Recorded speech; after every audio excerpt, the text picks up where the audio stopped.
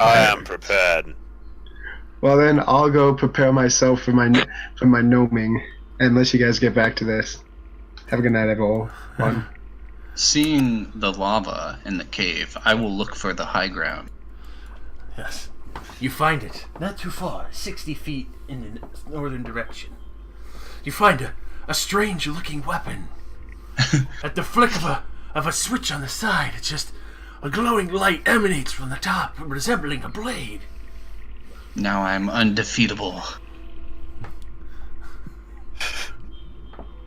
I can underestimate people's power at will. Don't underestimate my power. Why didn't Anakin just force push him, then do the backflip? Why didn't he stumble him a little bit or something, or do it midair? Yeah. There are so many fucking questions. Or hell, not backflip over him, just step off calmly and continue fighting. Yeah. He does the worst maneuver possible, where even for a superhero god Jedi, no Jedi has ever done that maneuver against another Jedi because it just fucks you over. They know where you're landing. I mean, technically Obi-Wan did it to Darth Maul. But Darth Maul thought he had that nigga in the bag. He didn't even have a lightsaber. Yeah.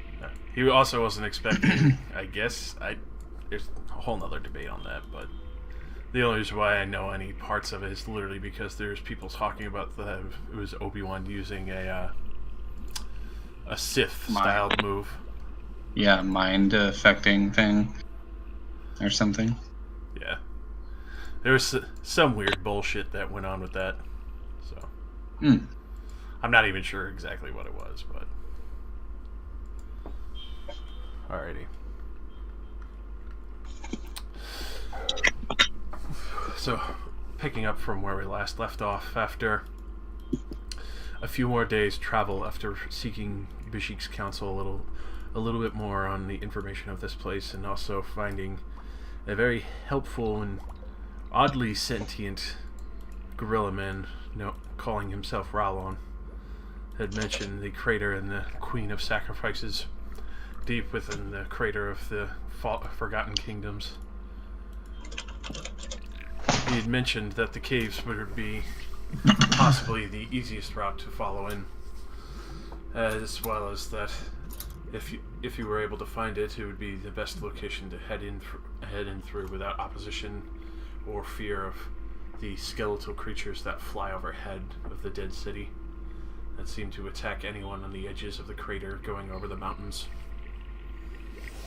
During this exposition deeper into the jungle and getting closer to the mountains, you were promptly attacked by one of Zobgron's lackeys, per se, from what your assumptions are. And he arrogantly attacked quickly and throwing entire trees as spears at the party, only managed to graze Belknap before being swiftly dealt with, and you all quickly put him up as best you can to show a sign of dominance between his head being smashed open and his eye being pulled out and his arms strung up into the trees, a sign for anyone else who finds him to dare not follow you.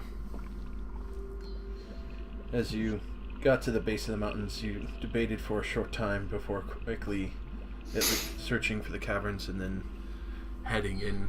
You could see that it had copious use, and there doesn't seem to be any broken weapons or rotting corpses or skeletons to be in view of such. It was easy to assume that from the scrawlings on the walls that these were revered like the pools and were very well protected and coveted.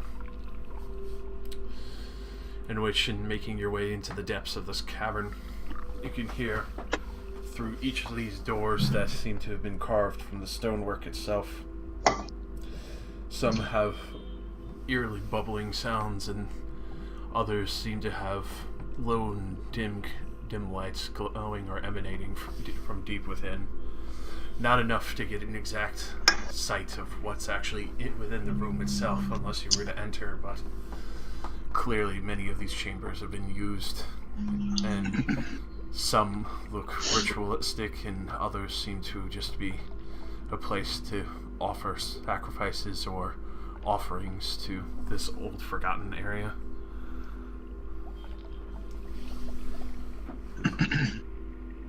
Traveling deeper within, you could smell the old musty air that seems to assault your nostrils, and all sorts of different scents, between old rotted food and fresh incense to different oils and some mixtures of sulfur and different kinds of brimstone and rot. It's almost confusing as you pass through these caves and going even deeper. It seems to be forgotten and remembered in a state of renewal and decay and constant chaos and mixtures. Some of the other areas, when you finally get deeper into these caverns, you do see some ruins have entire walls filled and riddled with bones, maybe possible previous sacrifices as you go by, and you could see it almost seems like a catacomb for some of these rooms, just skulls upon skulls and thousands of bones just stacked up neatly in an organized fashion, meticulously placed to make this almost ornate looking decorative hall of skeletons and bones and forgotten souls.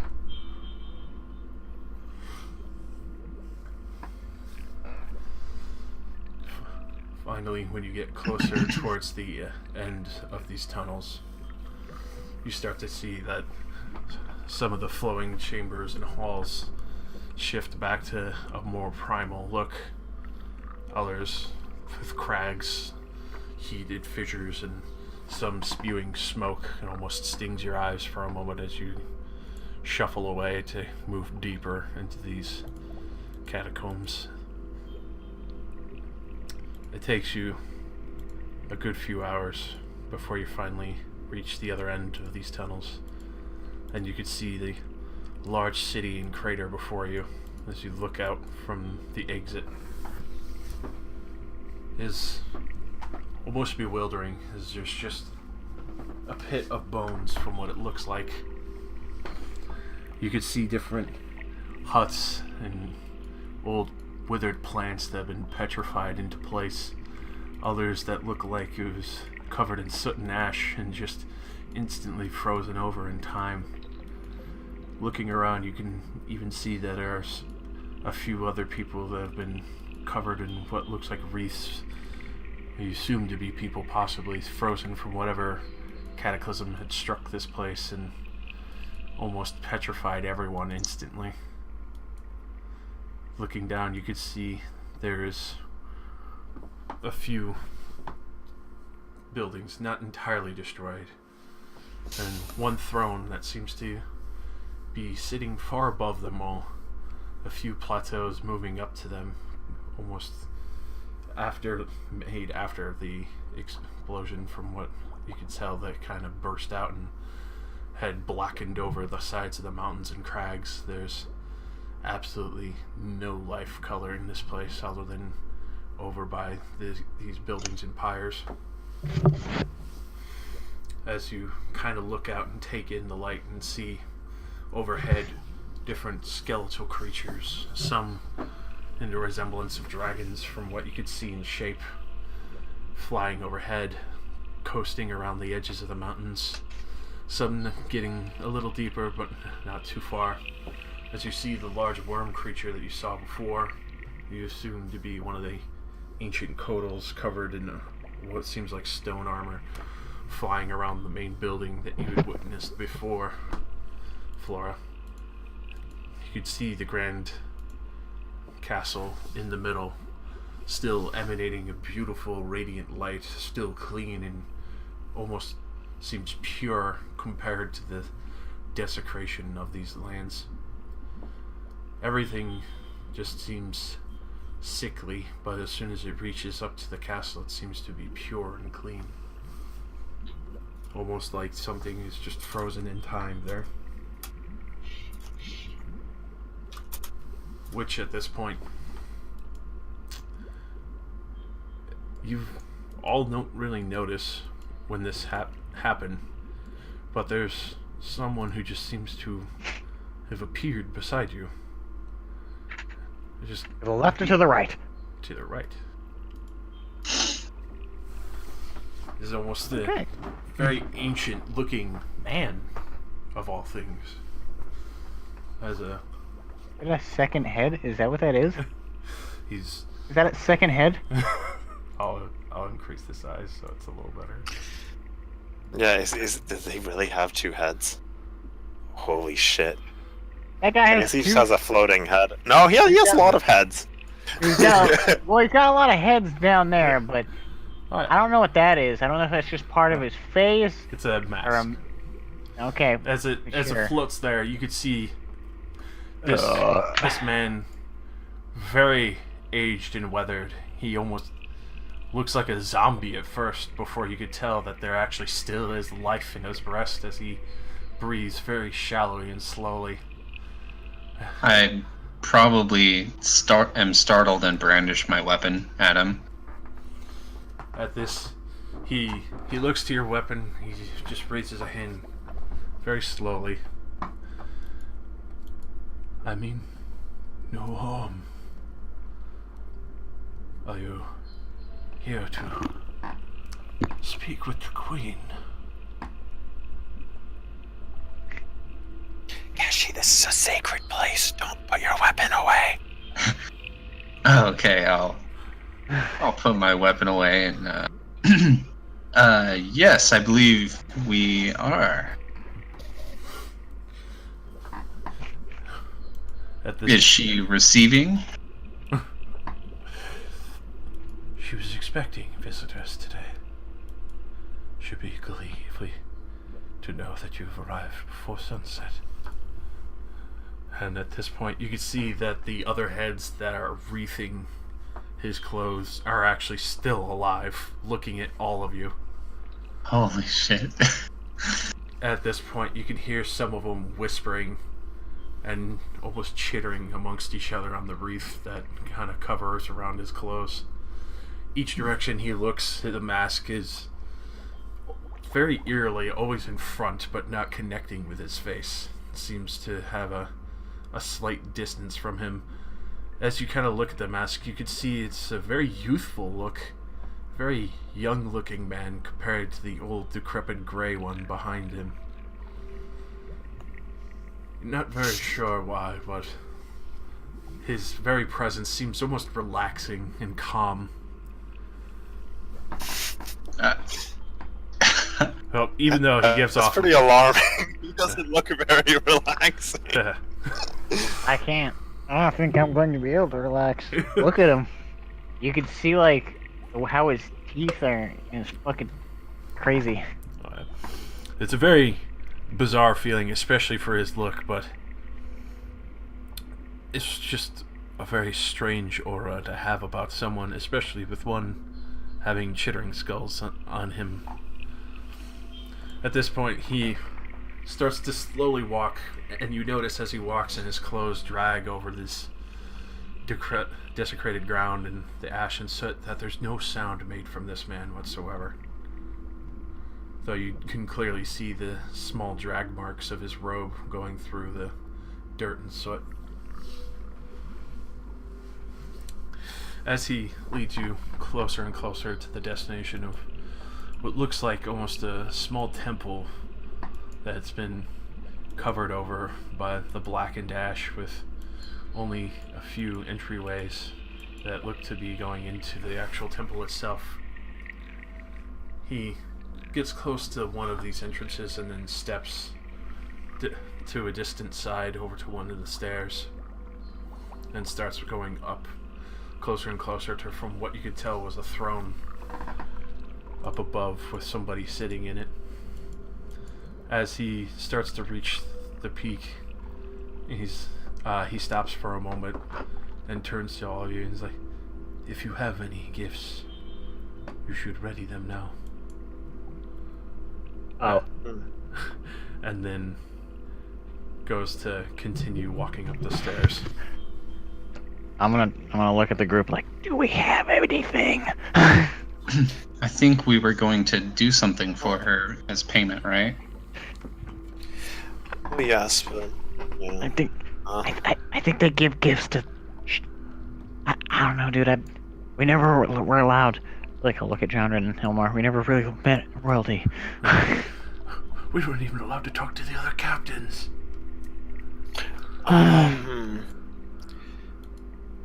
Now, that giant softball-sized ruby that we have, I don't think that she'd want it. I mean, it's. I don't know.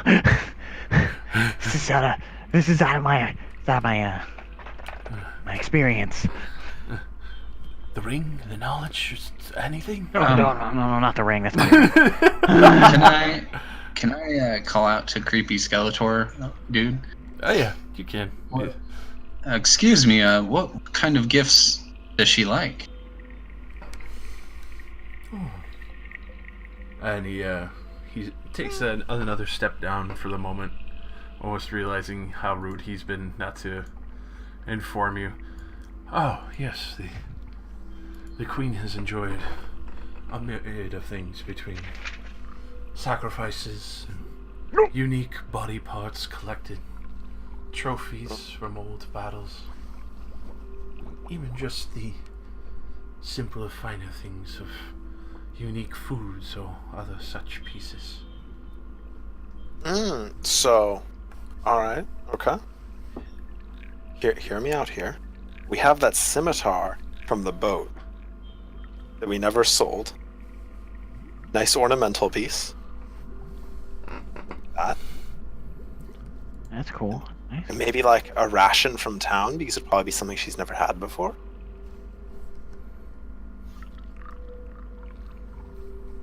Anybody else? I think that's pretty decent. I can't really think of anything better. Let me just look through the team loot pile real quick. Yeah, go look in that team loot. Yeah, I'm gonna be honest. That's probably about as good as we're gonna be able to do, unless somebody wants to be a live human sacrifice. Oh, maybe give her a line of that bravery powder, so she can powder her nose a little bit. It's an alchemical product. I'm sure she's seen it before. Maybe she needs a little upper. Yeah. You never know. It's very clear, like, this whole place is fucking desolate. We could give her a drow. We have a surplus. Oh my god! We have a surplus. You can't just say that, Flora. Captain, please. I'll do the talking. No. I'm sure no. she'll like the scimitar No. and the food. And okay, just so everybody's clear, nobody is getting sacrificed. No. We're not in the sacrifice. All right. Okay. We have a surplus. Okay. Yeah. Oh my fucking god. I'll get out a couple rations from town and the scimitar from the boat that has all the the nice sentimental engravings on it. Alright. It has a use.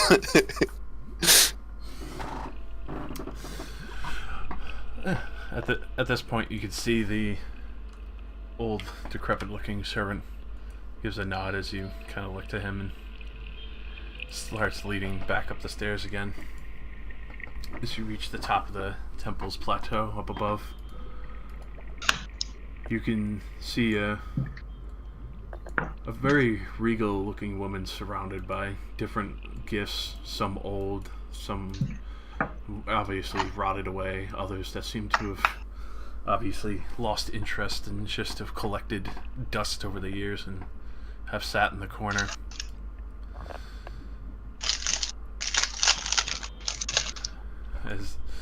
As you look up to her and finally see her sitting up on her throne, the skulls and bones littered around her, with a very ornate made stone throne of gold and appears to be almost like a lapis materialed stone. holding her own scepter and looking down at you with her crown, and you could see the almost curled tail from her back from underneath her scantily covered body and clothing. And you realize that part of her crown is actually horns raising from her head, and that she hasn't aged a single day from the amount that people say that she's been here. And you could tell the very large difference between the servant and her. You get a very distinct inkling that she is definitely a devil of some sort. Noted. At this point, the very old and decrepit man steps forth and waves his hand to all of you. My lady, the travelers from afar that you had visions about are finally here. She just sits there silently and looks to him, and there's not a single word uttered at all. You just see a small glint in her eye, and he just nods and quickly starts to walk away as all the other skulls chitter, and they all continue talking. You can hear some of them mumbling like, she has an eye for them, and she likes the green one. Oh no. Oh yeah, I remember her mentioning one of them mentioning that is that they like the strong sacrifices. At this point, it finally goes to go by, and you can hear, she wants to replace us. And you can hear them go to start arguing, and you see the old servant quickly smack one of the heads, and it just goes silent as the others chitter back and forth to each other again. She will see you now. As he goes to walk away, and in that moment, as he goes and steps on the second step down, it's bizarre, and very bizarre, because without a single sound, he just vanishes from sight entirely. Not gonna pay any mind right now. Now we got a potentially ageless demon right here. Yeah. Potential god. I will step forth and perform a very deep bow for 5 seconds. Probably start a copy and also. And also, you ended up cutting out. Sorry. I said I'll copy him and also bow. Anybody else gonna bow? I assume me, Jondren, and Ilmar have no idea what's going the fuck on with this. So we'll kind of look at you guys and probably look at each other. Maybe. Should we do that? Yes. They seem like So they'll awkwardly bow as a squad.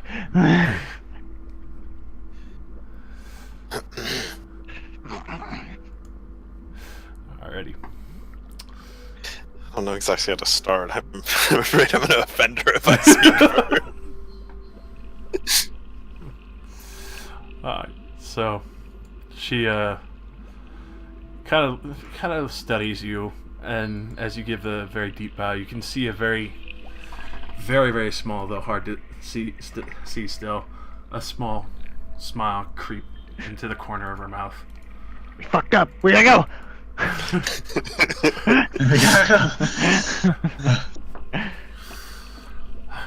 I have not seen anyone new for thousands of years. You come from a very distant land. No.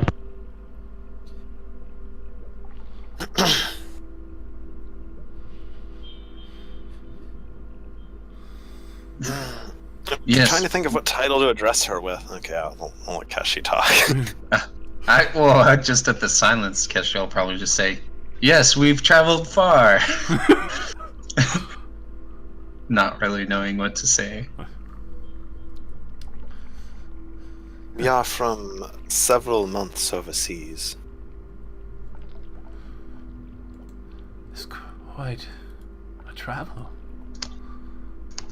Did you crawl your way over the sunken cities?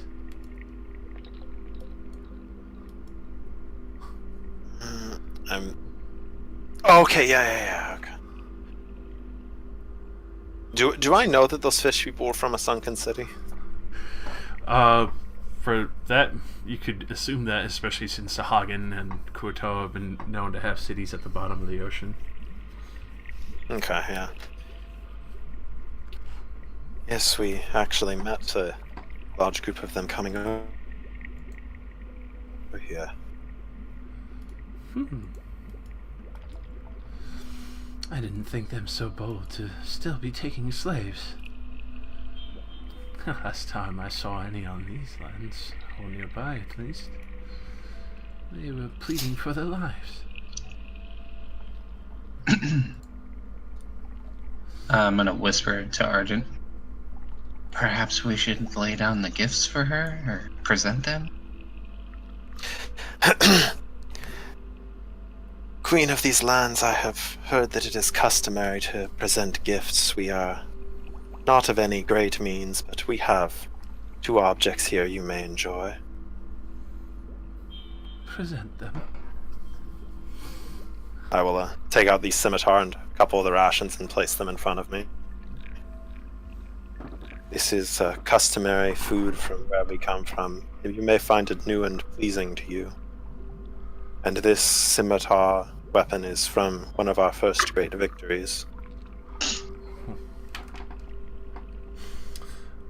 At that, as you place them down, she kind of swirls one finger towards the scimitar, and you can see it slowly float up, and just a small hum as it glides through the air to her, and she kind of holds onto the handle.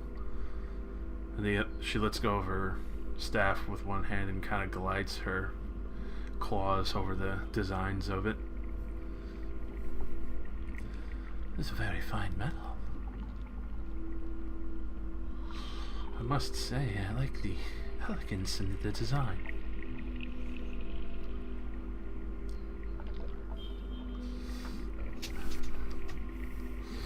So, what guides you to my old throne? Surely there's a reasoning you've been urged here. Curiosity, maybe? Well, a question that we sought to answer, as it is most imperative to our lives here. If I may so continue, I have heard about the amber, the king's blood, and I have seen what fates it strikes upon those that are stricken by the dart. It pains it. I would like to know how to reverse what happens to those hit by the blood. A very rare choice indeed. Well, you would need the purest of the amber. You can slow it through the venom of a Snake Lord, one of the greater UNTs, or the serpents of old, the great primordials. If properly enchanted, you'll be able to change back what was lost. Though, gaining a prize of 2 such very rare items themselves, without dying in yourself, that's a very great challenge.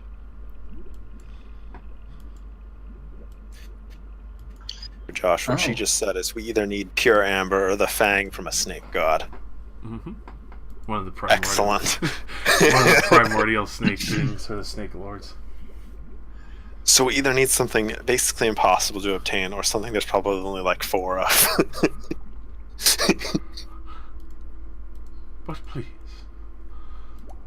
I am not without being at least a humble host for unique guests.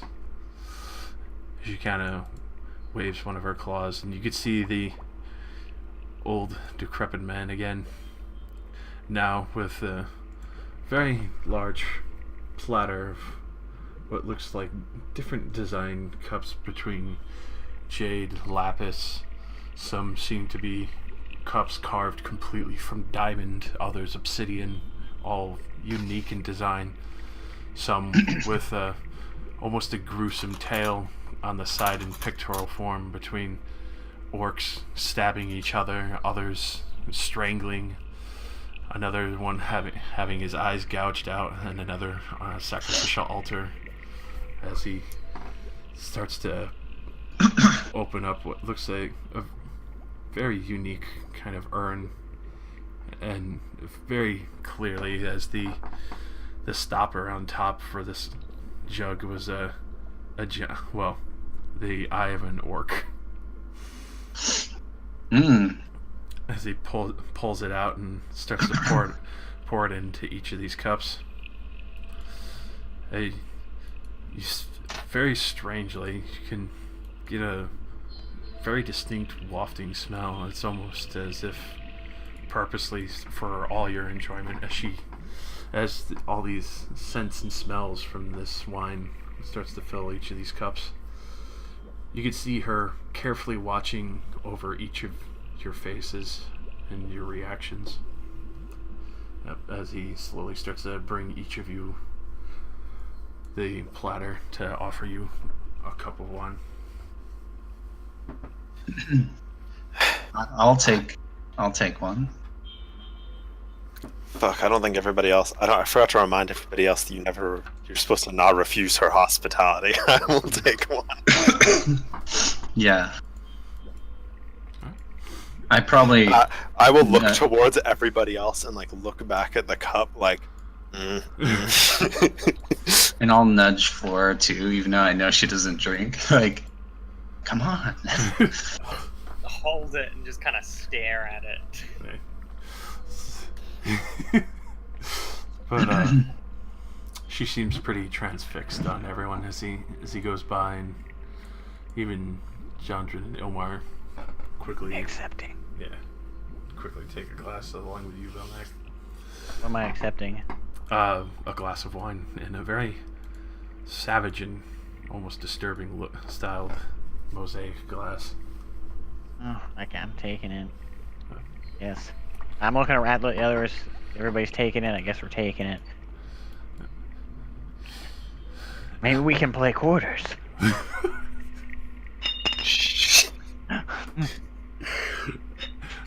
At this point, you see the old man turn around again. He vanishes from sight. At this point, she goes back to all of you. I must say, I'm curious of your golem. As she looks to Flora.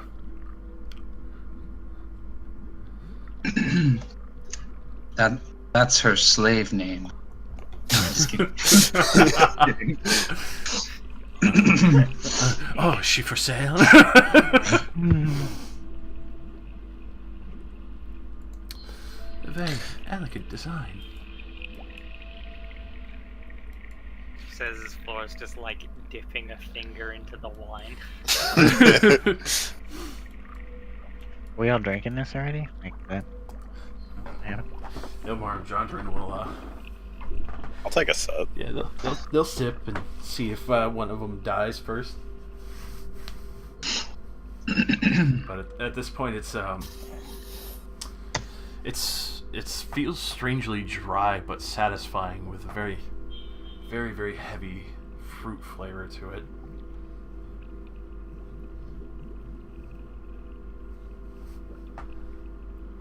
I hold some up for Puck to try. He dips head first very deeply. Don't drink it all. Cool. I would like to say, though, you interest me greatly.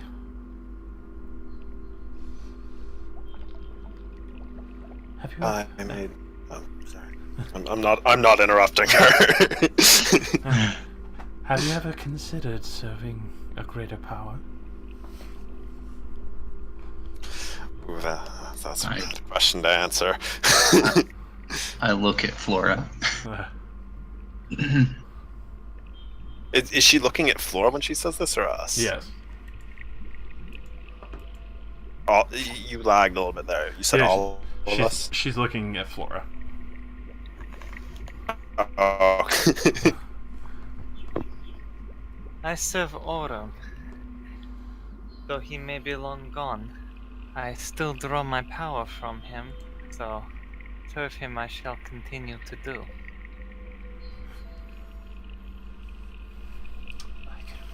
I can respect sticking to your well-known gods. Unfortunately, many are quickly crushed under heel in time. Just make sure you're not on the wrong side of one.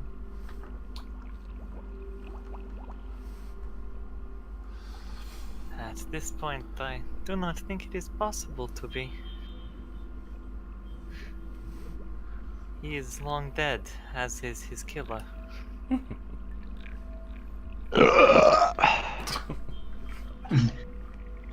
Good wine, Velnak?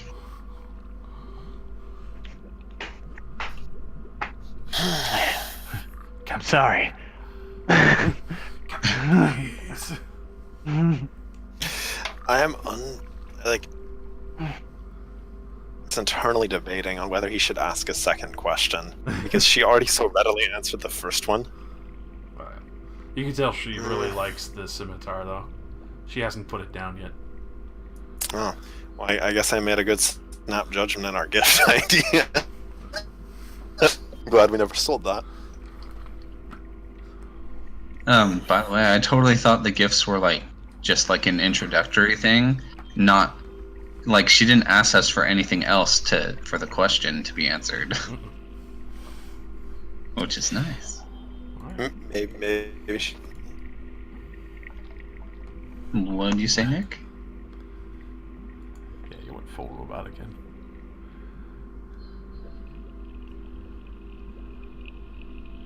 Josh, what are we supposed to do with the cups once we drink them? She doesn't seem to be asking for them back. Okay. I look at my cup. Does it look valuable? Very. I will be moving it towards my backpack. Oh my god.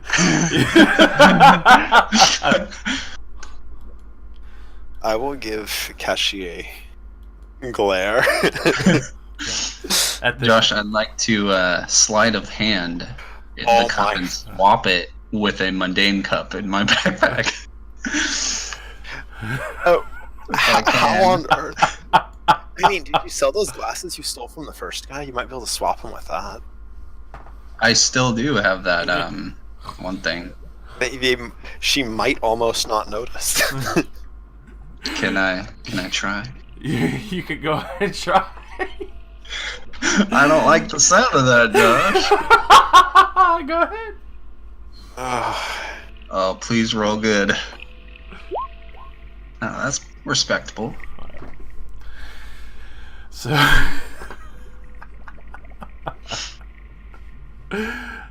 oh my god, it's too funny. I know, you're killing me, Josh. So, you put it in your bag. You pull out the other.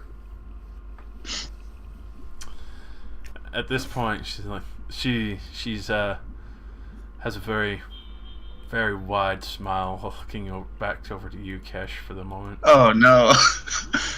I feel my blood go cold. You can keep the cups, you know.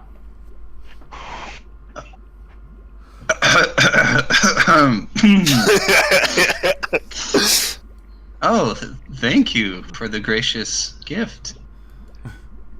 I quickly put my cup back in my backpack. I do have plenty, since no one else resides here anymore other than me and my few loyal servants. I do have my trinkets to spare. And at this point, you can see she has a very wide grin looking at you, Kesh. Yeah, mental note, never do anything like that again. It's been a very long time since someone dared try that in my dominion. It tickles me. What can I say? They're very fine cups. You do have a keen eye, I will give you that. It's just like covered in gold and giant gemstones. You have a keen eye for value. Keen eye for things that don't belong to you.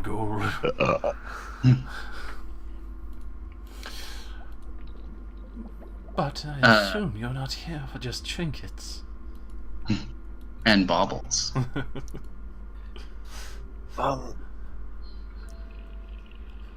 Arjun, did you have another question to ask her? I had a follow-up question related to the first one. If I may be so bold as to ask a second one. She very carefully eyes you over and thirsty for more knowledge. Ask. A little bit, yeah. Go ahead and ask. I will see if I feel like answering. Oh!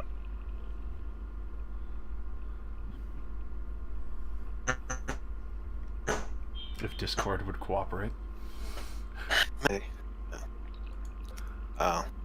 Am I not liking anymore? There you go. We're ascending into robotdom.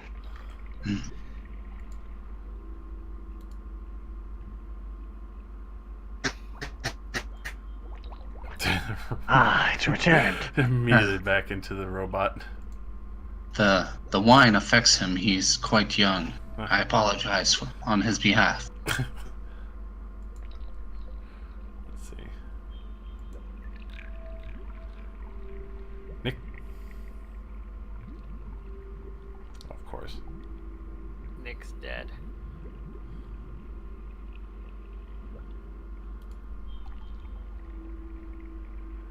Well, I'm gonna use the bathroom real quick while we're waiting. Okay. Let's see if we can't get Nikolai back alive.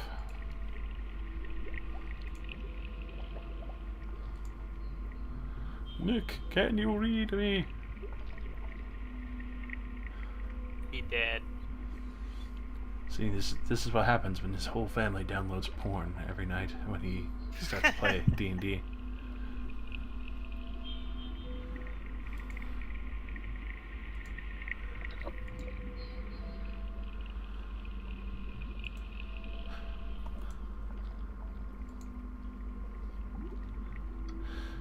I've just come to accept the fact that he no matter what server we're using, he's just never going to be able to connect sometimes when they're all fucking streaming shit.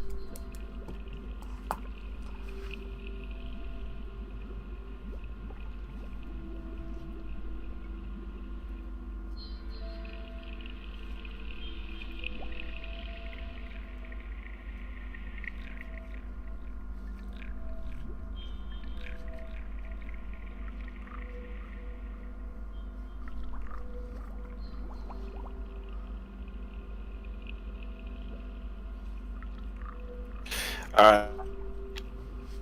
Sorry about that. Alrighty. Finally hear you. My internet hates me. Yeah. Tell everyone to stop streaming porn. That's probably what's happening almost. So, anyways, where I presumed I left off. Second question. I guess I'll just start it kind of back from the beginning. You mentioned that we needed a Fang of the Great Ones to remove the curse of the Amber. And it had to be enchanted in a specific way.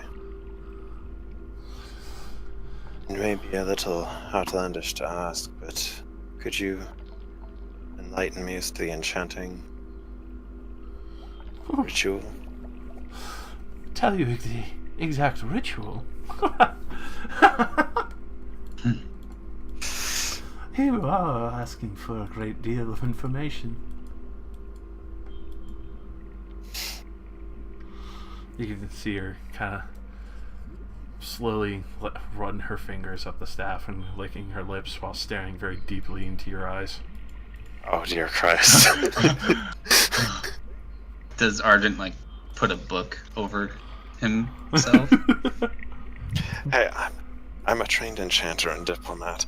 Never avert your eyes from the enemy.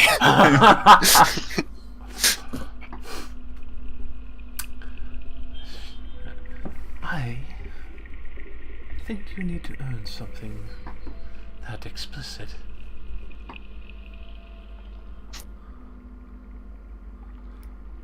Keshi raises an eyebrow and looks to Argent. You cut out a little bit, Josh. I think you just say, I think you know. I think you need to earn something that explicit. I think you need to earn something. There are tests to prove yourself. Unless you have another offering I might enjoy. She kind of has a very hungry look towards Keshi. Shit. We already agreed no other people will be sacrificed. Let's go look through the bag. We've got... Keshi probably smirks a little bit. Just amused.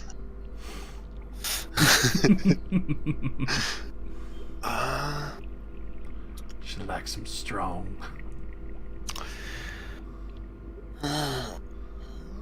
Considering how she seems to really like intricate like carvings and things, I really don't have anything better for her. I feel like we blew our load on the really nice gift immediately. We should have worked her up to it, you know? Yeah. I must confess that we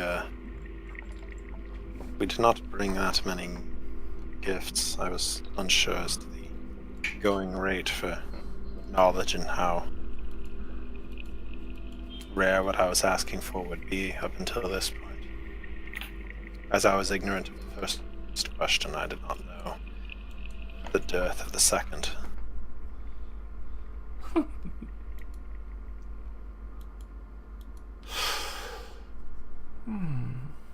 It's a pity, isn't it? Though I guess I should test you then, if you truly desire this knowledge. I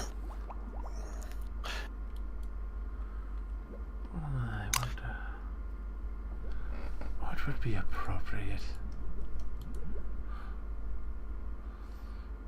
You could see her kind of very heavily studying everyone in the group. Yeah, I'm just Concerned? a Fang will probably never be able to get. Well, you do note from the conversation it was the venom from one of the primordials. Or Snake Lord. Venom? The venom of a Snake Lord or one of the primordial snakes, which they mated with to make the UNT. Wait, so it was the Venom, not the Fang? Yes. The venom and the amber. We had to combine both of them in order to cure somebody? Holy shit. Oh my god, I came out of there with my ass. So, me not being affected by it? Oh my god, top tier. Don't Wow. don't shit while we're talking. Too late. Too late.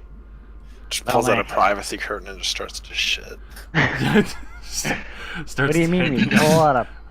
We pull out a privacy curtain. We don't need one of those. Everybody's watching. Just takes out the hugest of dumps.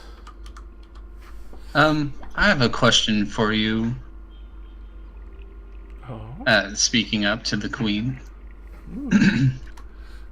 Do you take your sacrifices alive or dead, or does it matter?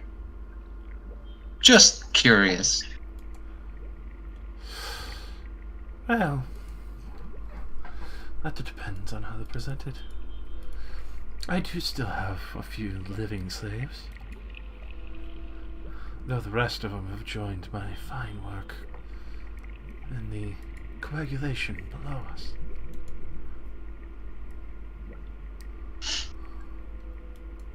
They're all still very alive. Though, I guess the definition of that is to the person's preference. Don't want my Argent really to snap on you. This is fucking off.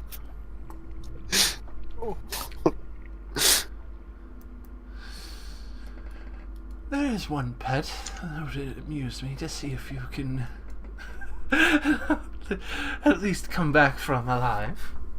If you want this information. I can't believe it's this fucking hard to reverse the goddamn mutation thing. I glance at everybody else. What kind of a read? Keshiv will here. just low voice say to you, Argent, remember, nothing bad happens if we don't do the task or fail it. We can at least hear her out. You're alright. I forgot about that. Very well. I am interested.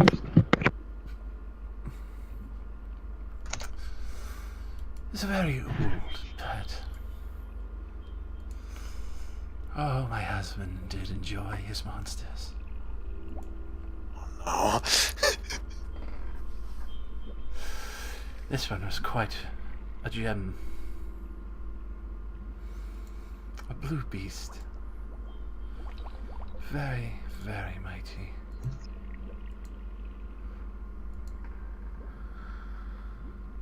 What did she say? A glue beast? Blue beast. Oh, blue beast.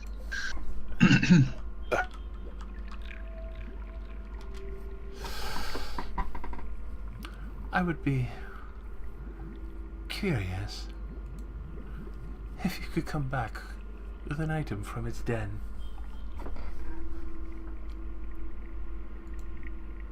What is the item? A very, very beautiful obsidian dagger. Hilt carved in inlaying beautiful jasper and precious green stones. It has the very elegant piece of one of the last priests who used it, his head shrunken and attached to its hilt.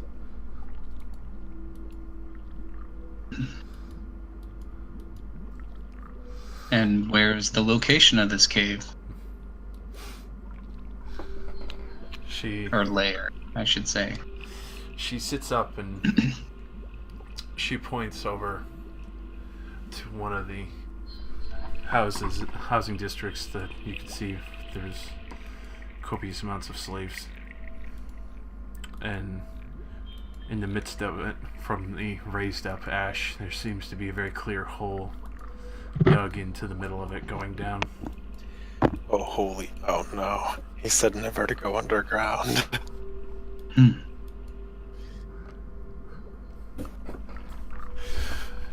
If one of you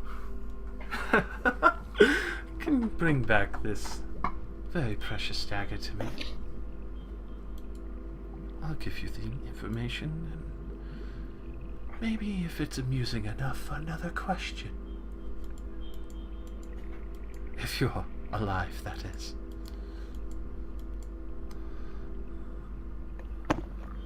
I do warn you. This beast has been used many times to kill those who opposed my husband.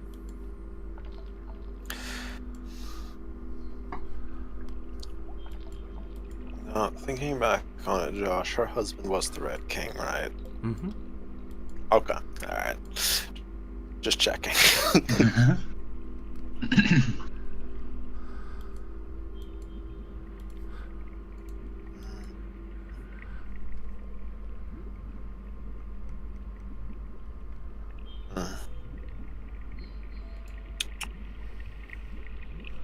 Well, we will talk it over. And if we return, we will see you then. Please do. I will be very patiently waiting.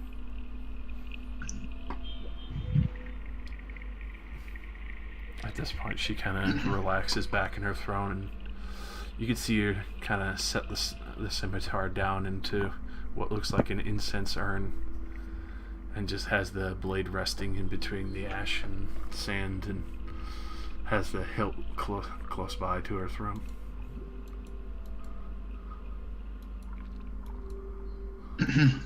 I'll motion everybody else to get up. One moment. I would like to satisfy a curiosity based on what you asked me before. Namely, what benefit would it be for me to betray my own god?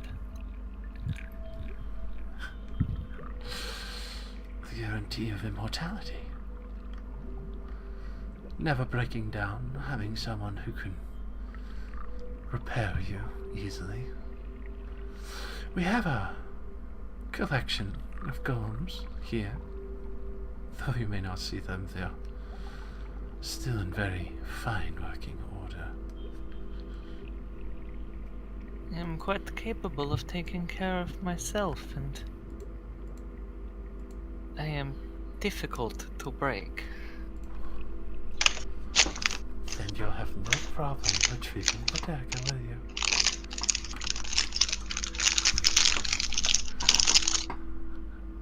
Suppose you are right. I will see you soon.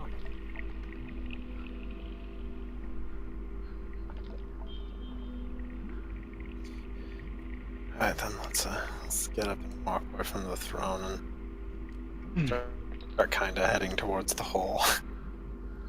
Alright.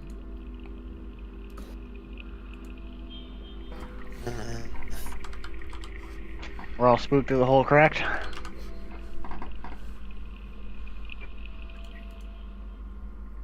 Is this hole? Oh no. No, not the hole. Where is roll mic? There it is. The hole comes up and says, "Oh my wobble." Shit, dude. And I'm just like, no, nani. See, I don't know. Ours is kind of the first side of the coin of the thing that this is a practical joke, and the monster's either really small or like frozen. Because it is in the middle of town. Or It's really there, and it's exceptionally dangerous.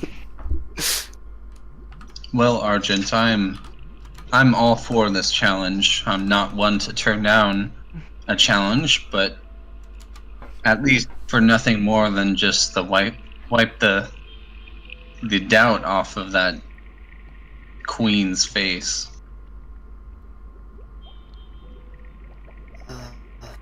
Bishop did say that tests would range from impossible to Trivial. a joke.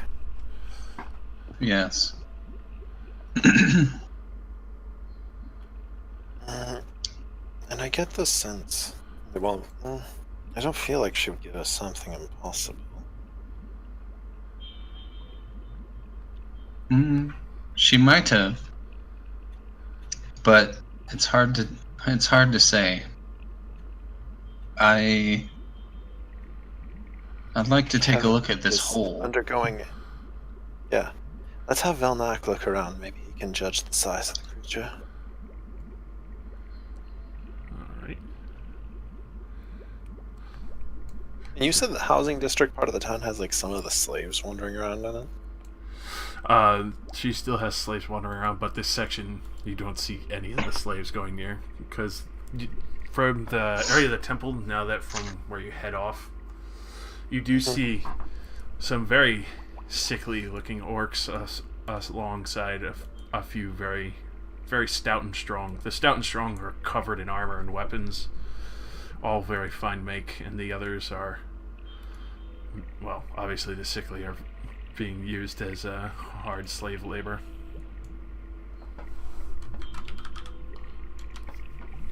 Wow.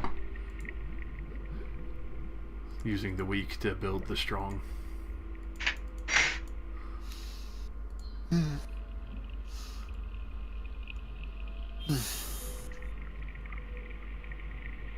So, I'm looking around. Alright. So you want to check it out? Yeah. So go ahead and roll me a nature. Josh, is it actually 11? A what? My nature roll? He never actually sent me the sheet, so I'm just gonna guess it, so we're gonna roll that. It should, yeah, it should be one more than what you actually have on there right now. Yeah. So how's that 22 going? 22. Alright. With this, you can easily tell that the tracks here are actually very large. Oh no.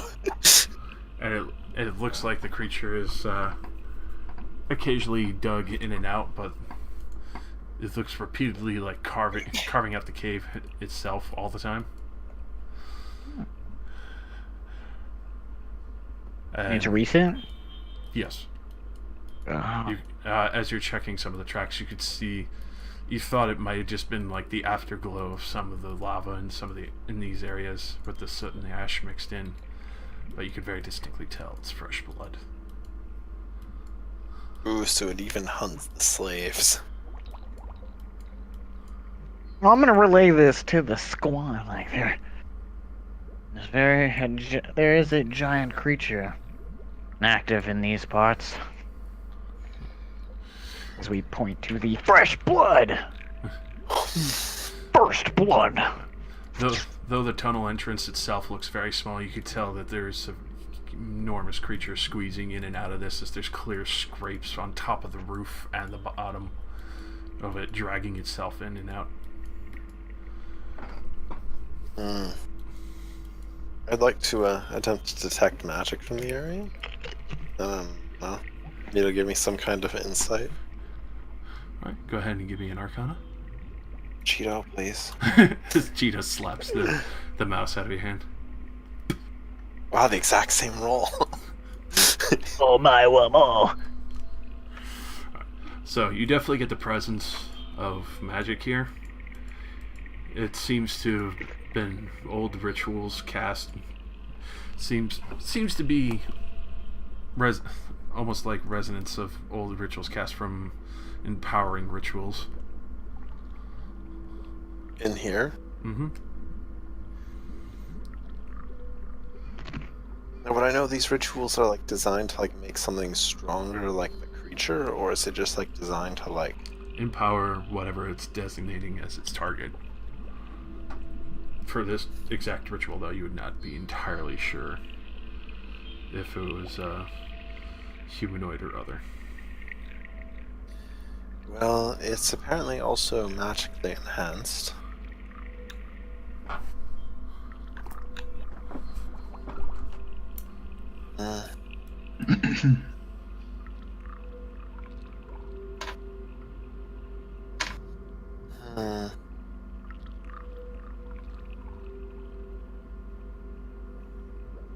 Well,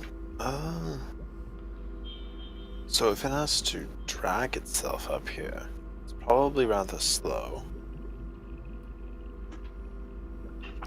It's probably also an ill fit for the cave that it is dug. Why would it dig such a narrow cave then?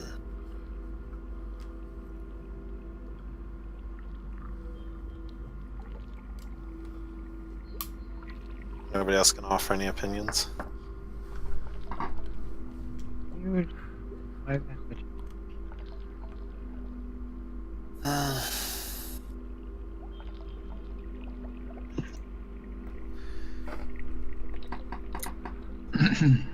So Well, what do we think? Should we just have somebody try to sneak in, or should we all go in?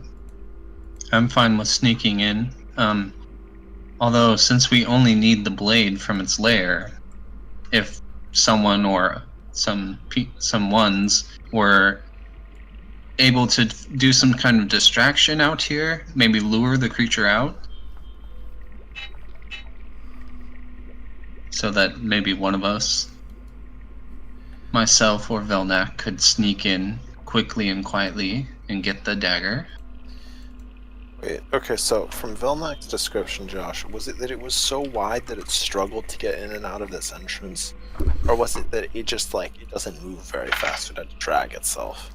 It was so wide that it struggled to get in and out. Well, the main issue if one of you sneaks in afterwards is that since the tunnel is too narrow for it to be able to go either way, what if you get trapped down there and it just eats you?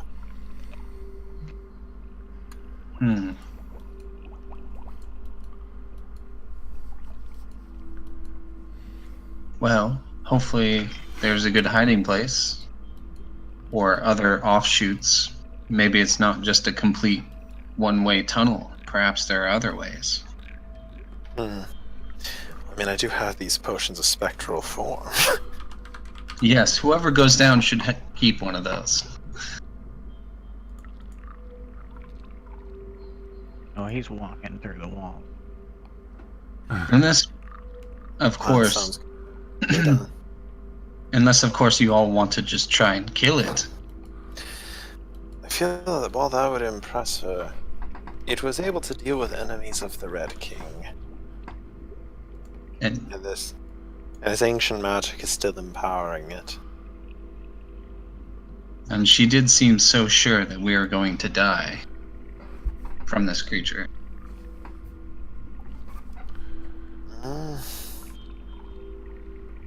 Velnak, you can see very well in the dark, right? Can you see the end of the cave down there? Can I see the end of the cave?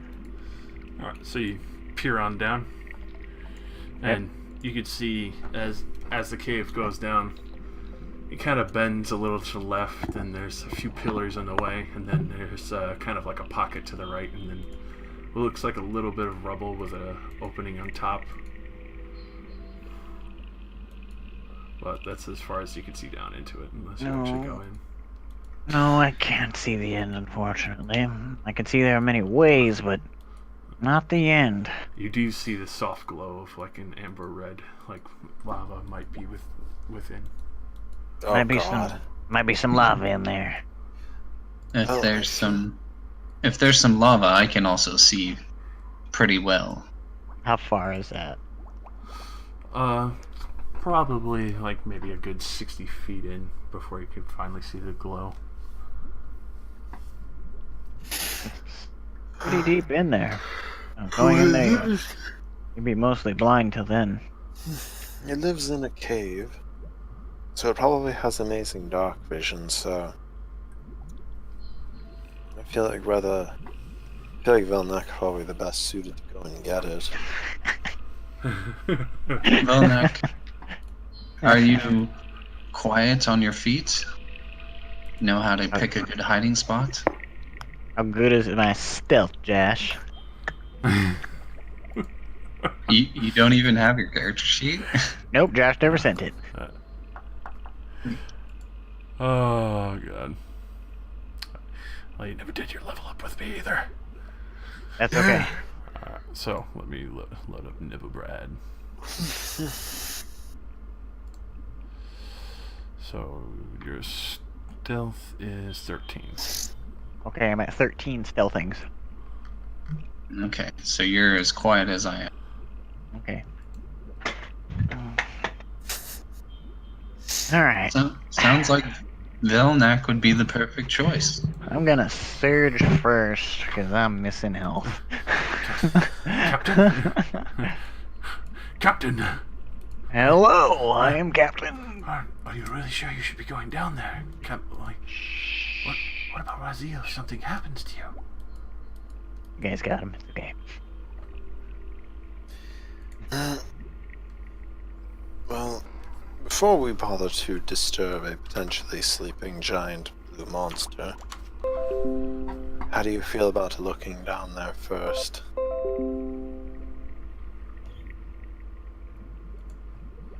I mean, like, I don't have to fully go back down there and just open out. Yeah, because you have dark vision, so you'll be able to see the furthest in the dark without potentially alerting him.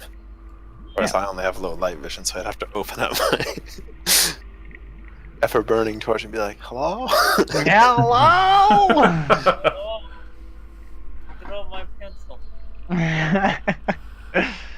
I'll hand you a potion of spectral form.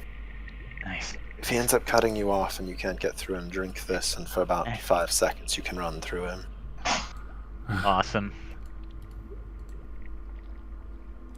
Sounds terrifying. So anyways, I'm going in. Actually, Josh, before I go in, can I, like, glance around? Maybe he's active and we just have been retarded. Alright, so roll me your perception. Oh my, one more! No! Oh no, Shinderu. Alright, so you don't really see too much activity other than the few slaves kind of mulling about and dragging a few things here and there, mostly around the temple. It just seems very quiet around, so you're guessing that he's probably in there. Especially since a fresh kill, you would assume that a beast is probably resting. Probably eating. Or resting, one of the two. Okay. Okay, we're going in, Josh. Okay. Is it like a drop? It goes down at a slant. Oh, okay. But I'm not going to worry too much because you'll be moving around this area anyway. Oh, God. Also, so everyone can see the action. Oh no. That's like shit that I was expecting. Alright, Brad. Go ahead and roll me a stealth. No. Fail off the start. Oh. You can see very clearly there's many bones at this entry point, and some that have been pushed off to the side, others that are very vile smelling and covered in viscera and rotting in the corner. Some that have been reduced to bone meal, being crushed under the weight of this creature. You can see very clearly that the drag marks continue on down into the tunnelways, and what was probably old streets, now destroyed houses that were covered over by ash and obsidian frozen magma, is now just dug tunnels and quickly forgotten. Okay, we're spookily going forward. Alright.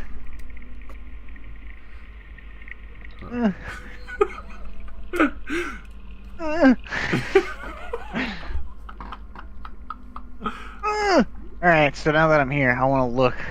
Hey, is there a wall here? Is there a ledge? That it actually goes up. There's Okay. a point where it looked like part of the tunnel kind of fell down, but then was kind of quickly crushed under what looks like to be the belly of whatever this creature was and scraped along. Hey Josh, there's supposed to be fog. No. Okay, just making sure you weren't, no. messing up. I figured. I'm trying to not metagame this and just go straight here. Besides, Okay. he doesn't know where everything is. That's true. Not sure. It could literally be anywhere. It could be right here. Could be you. Could be me. Okay. I like to think that she just like throws like random objects down in this lair from time to time and just like remembers where each one is, and it's just like, oh, I like this person, so it'll be at the entrance. I hate this person, it's gonna be at the back. Okay. So as you get to this point, you can see there's a few odd placements of different things here and there.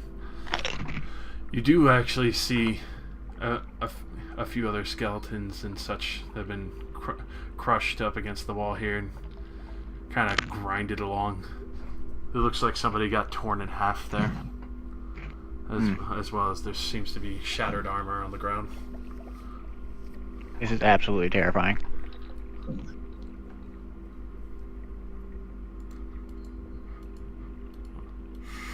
At this point, you do see the amber glow. the amber, the glow, and a little bit coming from this direction as well.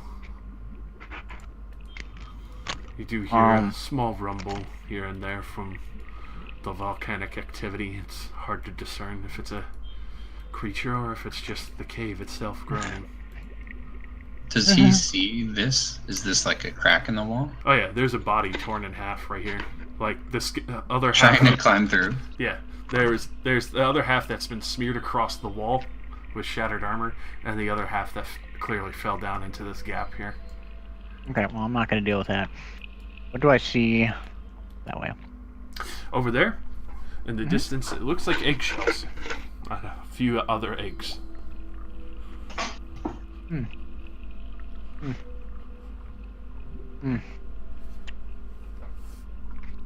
Clearly reptilian, but of very good size. Like, in size comparison to Raziel. The size of your chest. Like, if you were to hug this, it would take pretty much the entirety of your arms to wrap around and hold to your chest.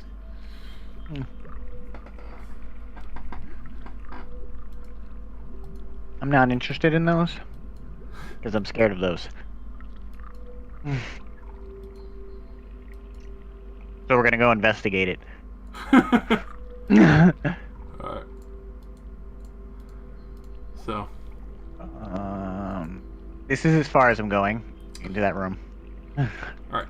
You look around, you can clearly see there's a small group of eggshells that are clearly hatched. There's just one egg that seems unhatched, kind of in the far distant corner.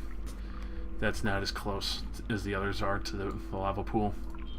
There looks to be about 5 that are hatched, and the 6th one is just kind of tucked away. Though it's still clear that this room gives off a very copious amount of heat. It's very, very heavy in here for the heat alone, but you can see why maybe the other one was a late hatcher, just because of it being closer to the stone wall. An incubator. I'm out.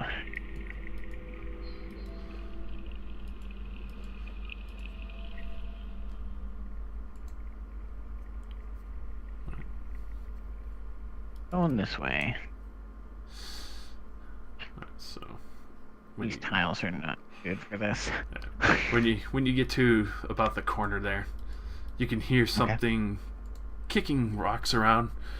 It sounds like there's 2 of them, and it almost sounds like they're fighting each other as you kind of hear them rushing around back and forth, pushing up against this what seems to be stone from what you can tell, and some that are loud and short, just and I'm just gonna. Others that are like low, very low growls that kind of resound and vibrate and echo through the tunnel. I'm just gonna corner peek this. I'm not fully committing to this. Alright. So when you peek around the corner, you can see this long, multi-legged lizard. Just every small low growl, just and you see a small spark of light, almost like lightning, as it's kind of shuffling around the pillar. You can't see what it seems to be going on with, but you hear the same noise from just around the other side. Mm. It's very clearly distracted by whatever is on the other side of it. Alright, what I'm gonna do is might get me killed.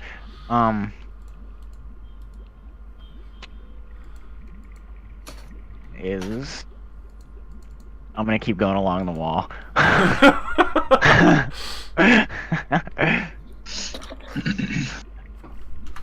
Alright.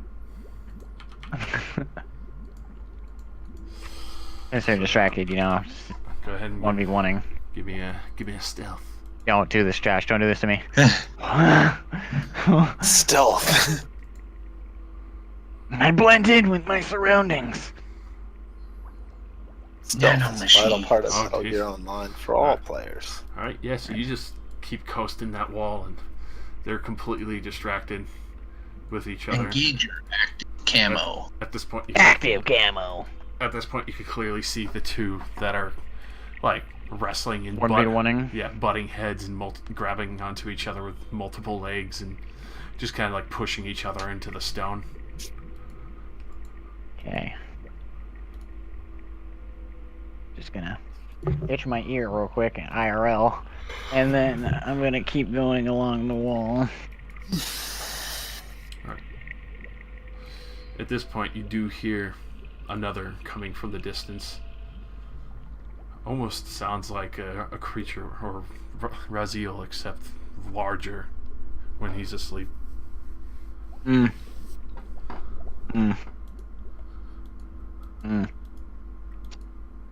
I'm gonna get a little keep going. Is this like space enough to go in or no? If you squeezed in, yes. You look in and you see an orc that was clearly smashed in half, and then, On the other side, because you know he made a mistake. yeah.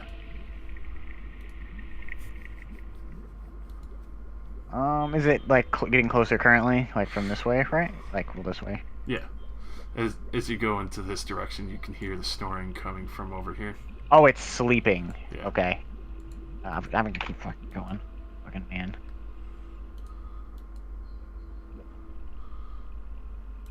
Alright, when you get Okay. to there, roll me another stealth. No, don't do this. Dad. Dad. Dad. Okay. So, you quickly scrabble down the small little ledge there, and Okay. at this point you finally come into the sight of the one that's kind of sleeping on the small plateau surrounded by the lava here. And this is what you see. That is fucking huge. That is a big boy. That is a big mama jama. Very clearly asleep, you could see what looks like spatters of blood and a sword kind of crushed into part of its scales.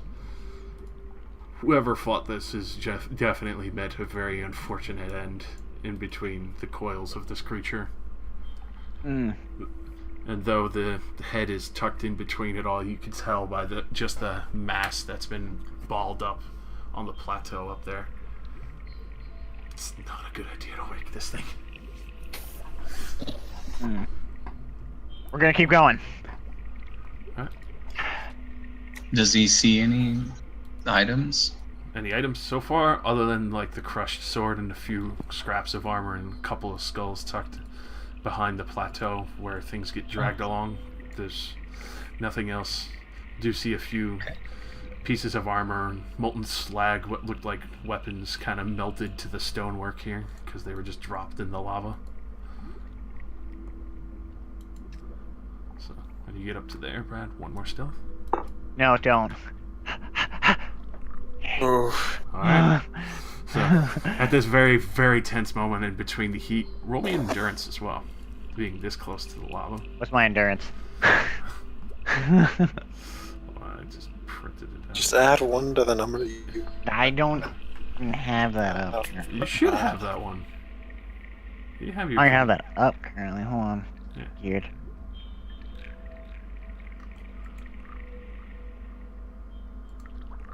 Eight.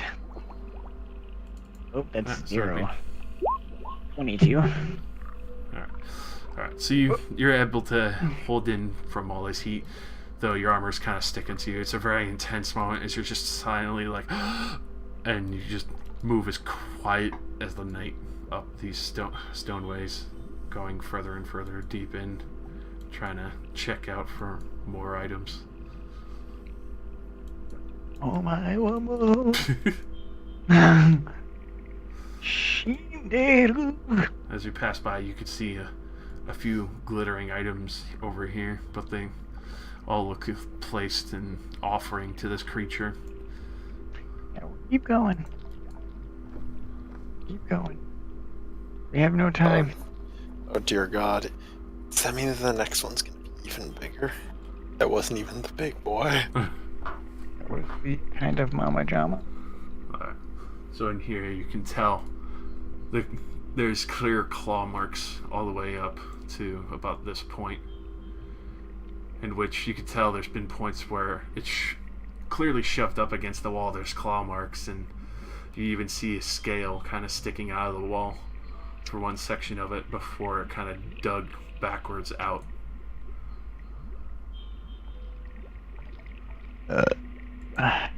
Keep going. I've already made it past 3 serpentine typhoons.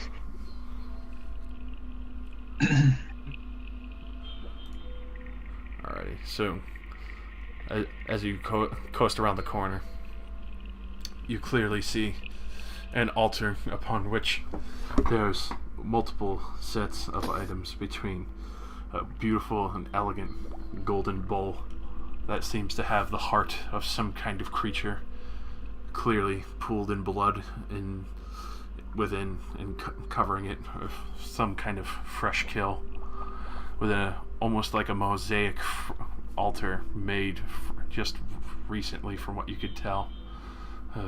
Everything else seems very old, but this mosaic seems very new.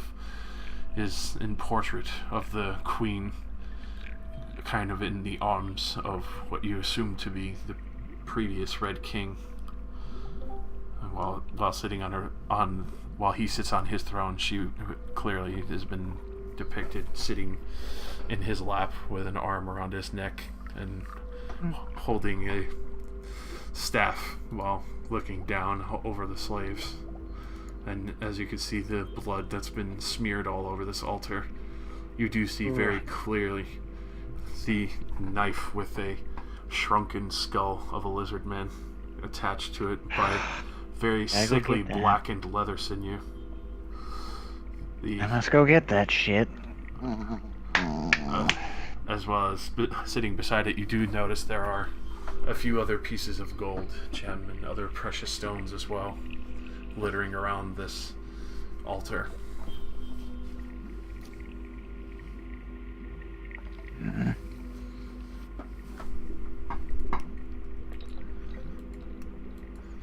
Yeah, we're gonna keep going, Josh. Alright. So you go over and you scoop up just the dagger. I feel like I'm fucking with some shit and I need to leave something, but I don't know what. Well, consider what's already been left there. Gems and stuff? Things of value. Things of value. What do I have that's valuable? Let's take a look. You know what? I'm gonna take off my braces a perfect shot. Ooh. I wanna leave those. Alright. So, you take that, and as you take off your bracers and put it in place of where the dagger was, you do see that the heart was actually boiling as you were doing that, and when you set them down, the boiling, the curdling of the blood seemed to have stopped. Smart thinking, Vilnac. Fucking. Yeah. This is some Indiana Jones shit. Alright, now I gotta make it through the clusterfuck that is 3 noodles. Let's go. They're danger noodles. Alright. My butt cheeks are clenching. Oh damn, I should have given you the foot pads out of Argent's boots. I forgot about those. No! I could have been silent! Anyways, going back. Go back. The dagger is in hand.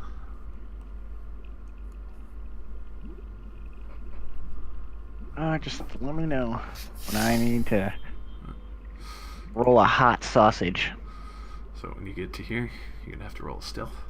No, don't do this. Oh, fuck.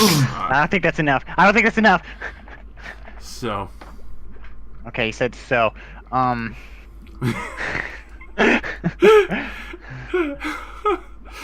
Begin the hunt. You can, as you're stepping forward, and you can go ahead and step forward. You notice you don't hear the snoring anymore. Oh, fuck.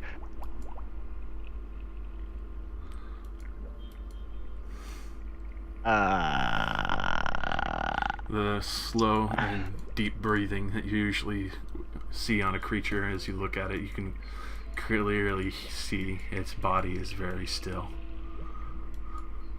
I'm not moving.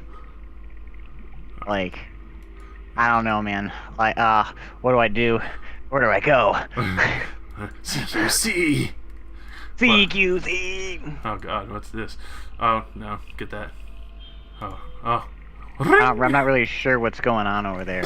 Yeah. But, it's really spooky. Alright, so, how long do you wait? I'm gonna wait till it sounds like it's asleep again, man. Alright, so, We're not going anywhere. roll me an endurance. For, You got it, boss. Between the heat. Alright.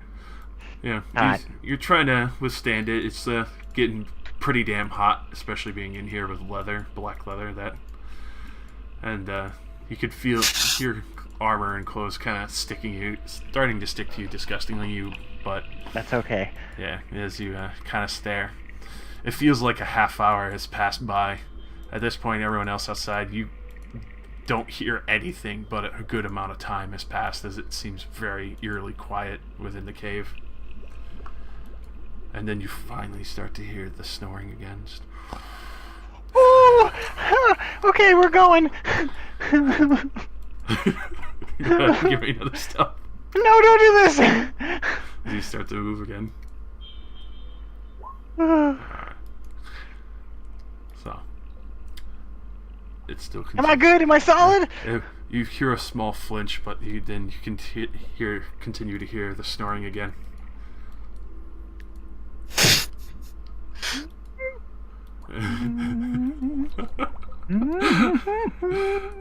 At this point, Are those fucking idiots still fighting? for this, you don't hear them fighting anymore because you've waited so long for this thing to fall asleep again. God damn. You can hear them kind of Alright. shuffling around, looking around the cave. But you can clearly see that from the position of the coils, it shifted its head where you can see the head sitting on a rock over here. Okay. Just gonna keep going, Josh. I gotta get out of here. Alright, so give me one more stealth. As you get this close. No. So your butt clenches so hard you won't even make a noise for each footfall you make. You're just like you have the dagger tucked in tight. You wrap the skull around. You hold all your armor as hard as you can, and you even pull the bowstring taut so it doesn't even jingle. And you just literally tiptoe out of there as the fucking master burglar.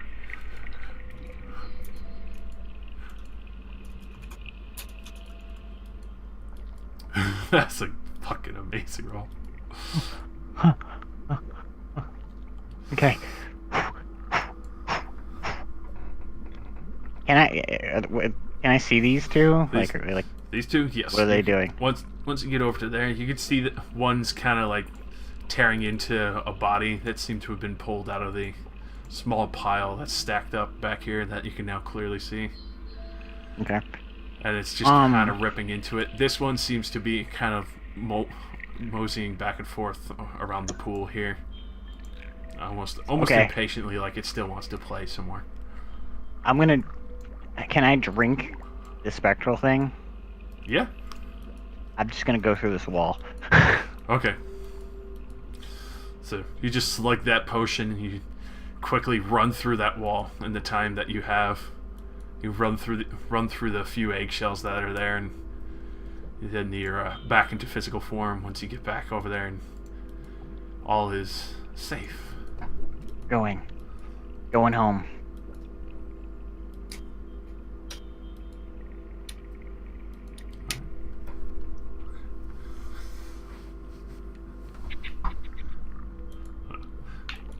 And you can hear them start playing again after a bit as you get closer to the entrance.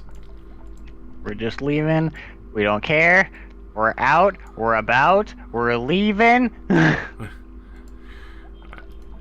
At this point, you do see Velnak kind of come quickly jaunting out, and Omar and Jondrin are ecstatic to see you.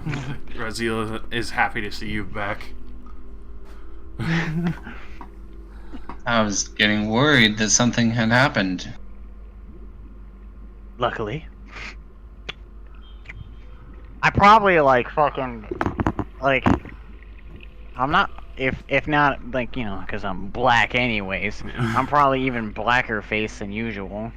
Oh, you're covered in soot. You have some ash from the volcanic activity that you were near, and you are just covered in sweat.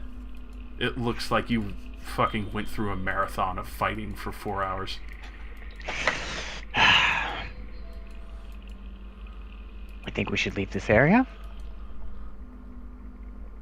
Did you find it? Yes. But I do believe we should not stick to this area. One is currently sleeping. But there's too active. We must go. What were they like? Snakes with arms? I don't know. They're huge. Huge. It was... Glad to hear the nature expert. Label it. I don't know. Snake with arms. Shut up. I don't think I know what they are. You could try nature if you like. It's Now that you have at least a moment to think about it.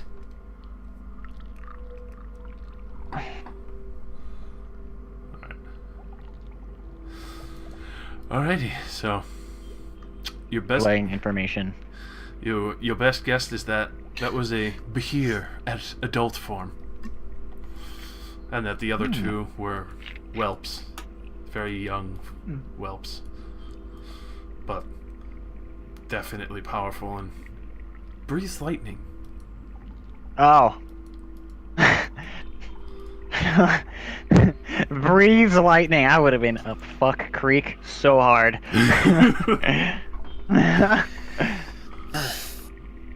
Well, you know that they breathe lightning, so yeah. But you also know that most Behirs at adult form can usually take on a good troop of soldiers, if not a good sized army. Ooh, I escaped with my ass. Alright. Especially the adult. She can take on many.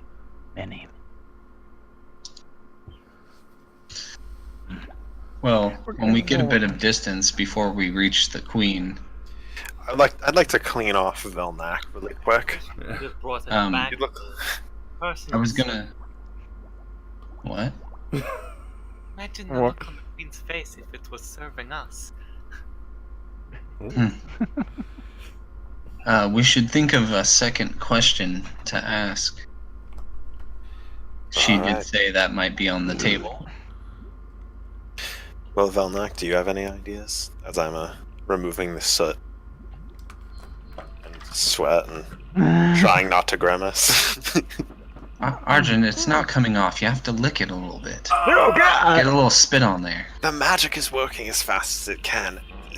Spit does not help. I would really like to leave the area. I said we're doing it while we walk. Yeah. Okay, cool.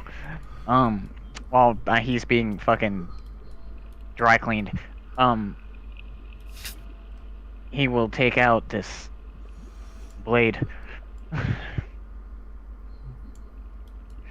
If anybody has noticed, he no longer does have any bracers on. They are gone. What happened to your wrist clamps? Wrist clamps. Well, this blade was on an altar with various items of expense. There was some weird heart bubbling when I took off the dagger, and I figured it might need something of value if I take this. So I figured that would suffice.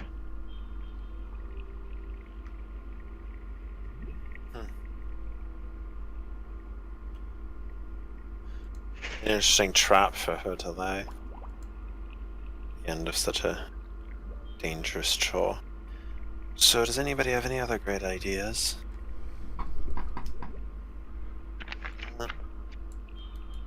I cannot think of any questions currently. Well, His ass I- is still unclenching, like it's.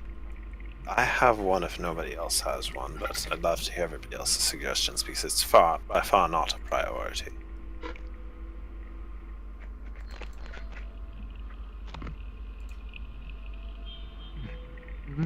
I'm good. Flora, Kashi? We're discussing what to ask. Yeah, for Yeah. a second question. I would say power, wealth.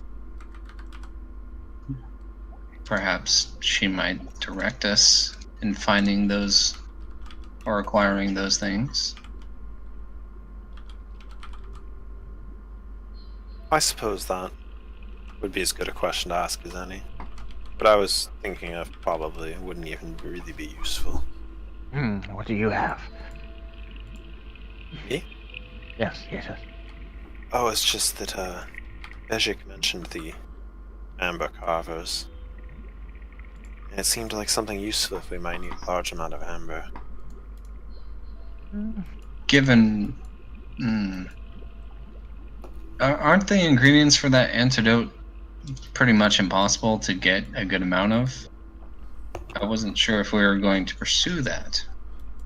Well, I am unsure.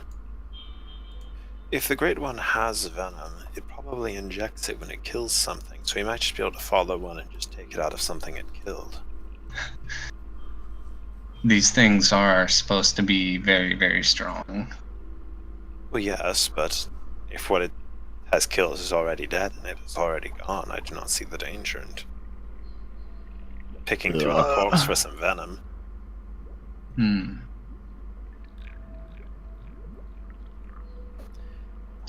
the amber, Beshik was able to acquire a large amount of the amber. We suppose we could just ask him where he gets it.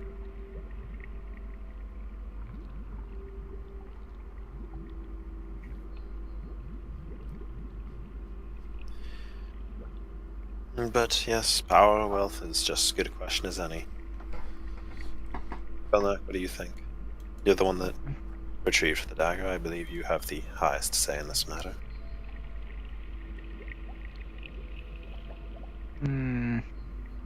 What would Velnak want to ask?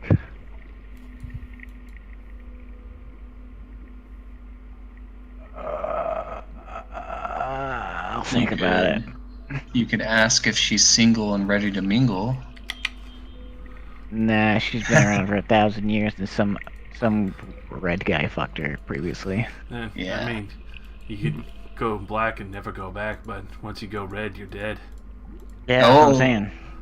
Once you go red, the only thing you'll go for is the undead.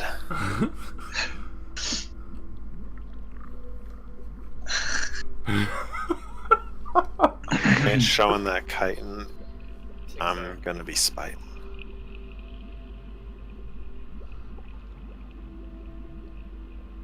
Oh. You're doing something, Flora?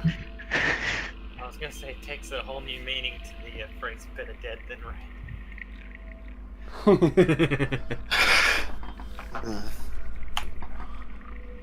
So we have a location of an amber carver, power/wealth, and question mark. with advancing our wealth and power, we would be able to take such things that Yes, we and any further desires. what Bezek did mention is that Amber Carvers are in a lot of places, they're just in the most dangerous places, so we'll probably find one sooner or later, even without her help. And we may not even need one. As you said, Bejik might just have some that he could give us or tell us the location of some loose or some stockpiles. Who knows? Yeah. I suspect he probably gets his amber from the temple-like structure we were at before. That's a different story. Yes, I agree with Keshi. Guess it's best not to keep her waiting. She'll be more impressed the faster we return, I suppose. It's kind of refreshing talking to a primordial being and not being demanded we go on quests or die. It's strange. You'd think that they would ask you to go on a quest or they would kill you for no reward, right? Oh, I see what you're referencing. Yes, it's an ocean more fun.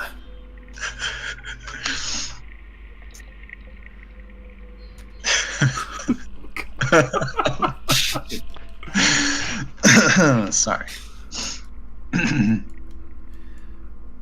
She must just find amusement in seeing you battle with your will.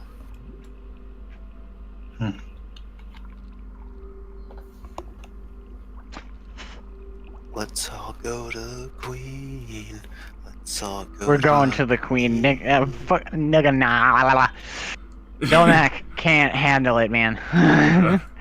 he's trying to live. Yeah. It's a very intense moment, seeing such a powerful creature not so far away. Probably within breath's range. It was like Monster Hunter, but you didn't have really any badass armor or weapon to protect you. No wall to slide up on to maximize the arrow damage. So, as you approach back to the temple, she sits upon. There's no opposition, and the servant isn't within sight. But as you approach, she seems to have an orb in hand, and she can see all of you cresting the final step. You can see her fingertips slowly close all together, and the orb just vanishes into a small cloud of smoke. So, you like to watch? Keshi says with a grin. More than you know. Damn.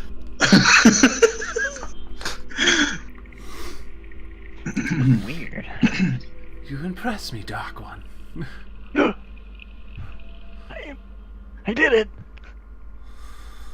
Your moment of struggle was very amusing. I've never seen such fear on somebody's face in quite a long time. It's not every day you get tasked with being eaten or move on.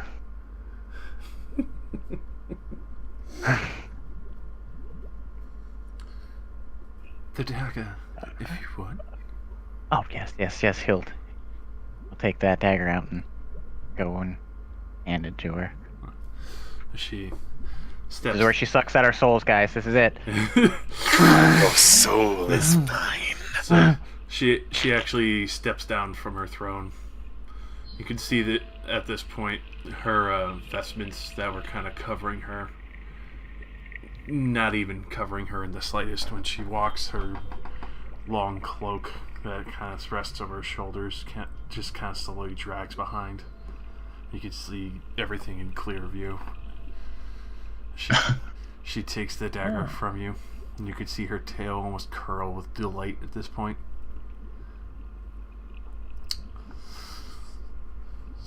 You still wish for that knowledge, boy? If everybody else is still alright with it, specifically Velna, because he did go to the most trouble. Belknap gives the approving thumbs up, soldier, from Captain America. She steps forward to you. Then come here. And she lets go of her staff, but it stays upright. And you could clearly see that it's not even connected with the ground. It's just hovering there an inch from it. And it's perfect vertical.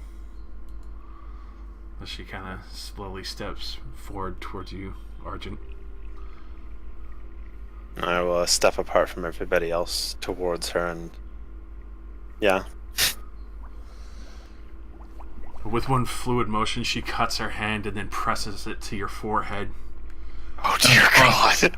And before you can even gasp or say anything, you feel the extreme rush of knowledge hit you for this ritual.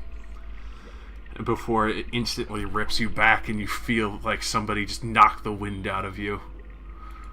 And at this point you could see her smiling with glee, even though all of this happened in an instant. It felt like an eternity had passed just now, and she almost somehow connected with your very soul, and you felt what was like ages passed and sharing the knowledge with her. And she just slowly pulls her hand away from your forehead as you now have the blood slowly trickling down your face. Arjun suddenly gasps and almost falls backwards.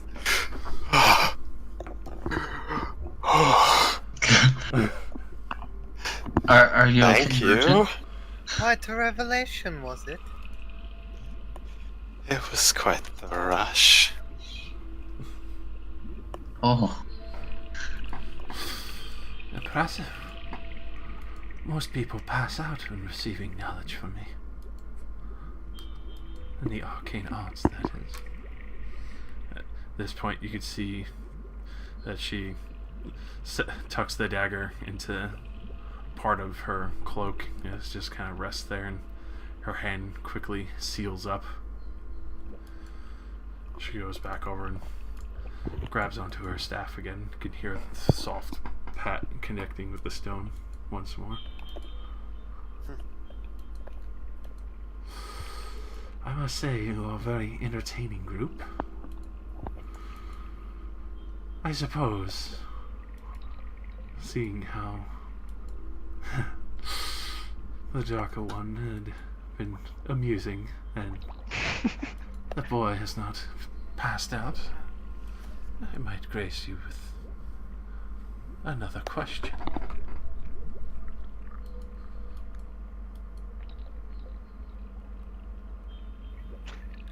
I don't fucking know what to ask. Alright, can we take a quick in-character timeout to try to draft up an idea? Mm-hmm. Let's put in chat our ideas, okay? Like, Should have everybody throw out what we should ask the all-knowing demi-queen god.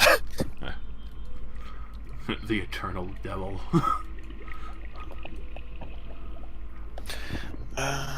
I'm just going to say I don't actually have anything to ask her, but as a physician in town, I would like to know how to synthesize this cure once we have the ingredients.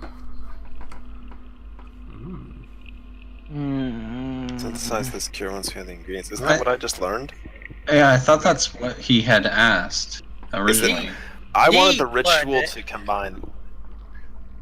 Yeah, what Bejik said is that like the knowledge that I wanted, this recipe thing that I just learned is like something only she can teach you. It's basically like not allowed to share it. Fuck her. I'm suspecting I'll probably like lose my fucking hand if I try to speak about it. Speak about it, your tongue explodes. Yeah. I'm just gonna be like fucking re-zero where just like time reverses when you try to talk about it and nothing happens.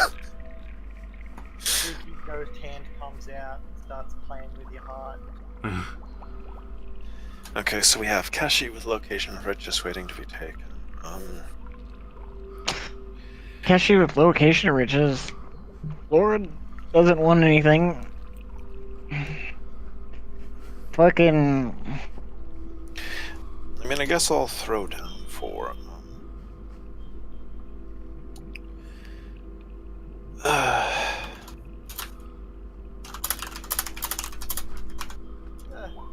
not forget, I do have that vial of the pure amber shit I stole from the pool.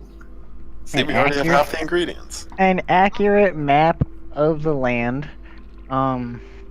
Which I feel that's pretty useful. Revenge knowledge. Potential.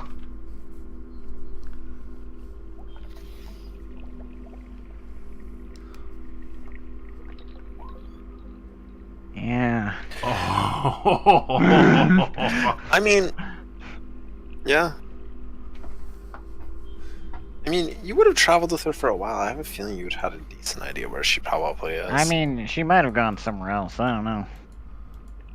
Yes, considering that she lost her super expensive boat and most of her belongings as well as her cargo. I don't know Yeah, what an established captain would do after that. that's what I'm saying. Like, what do you do? So, you know, we might have to pay a visit to kill her. As much as I like your idea, I have a feeling that she wouldn't know it. Just because, like... I mean, she could see a lot of shit, man. You did see her clearly with the orb, and she knew everything that Velnak just did. Yeah, but can she look into your past and or find somebody you just randomly describe? One way to find out. Oh, I would give a name. But I mean, yeah. I'd defer to Velnak on this piece. I mean, after all, he was the one that did the dangerous shit, so if that's what Velnak wants, I'm good for it. I don't remember her name currently, but, you know. I don't think I wrote it down. I can look. Oh, I do have both dogs, so I can close my door. Dang. Memes. Plenty. You've collected both dogs. No, that's not what I want. Wait, that might be what I want. Hold on. Yep. You know, Velnak, before you ask her this, you know, money buys a lot of information. And not only that, riches would benefit the entire group. Yeah, but that can come later.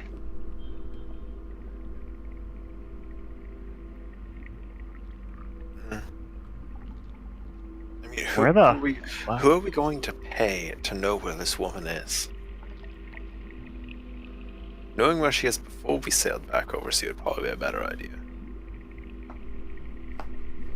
Are you gonna go sail across the ocean and go kill this woman or something? Yeah, I'll do that, absolutely. I don't have much of a vendetta against her, but I wouldn't be against it.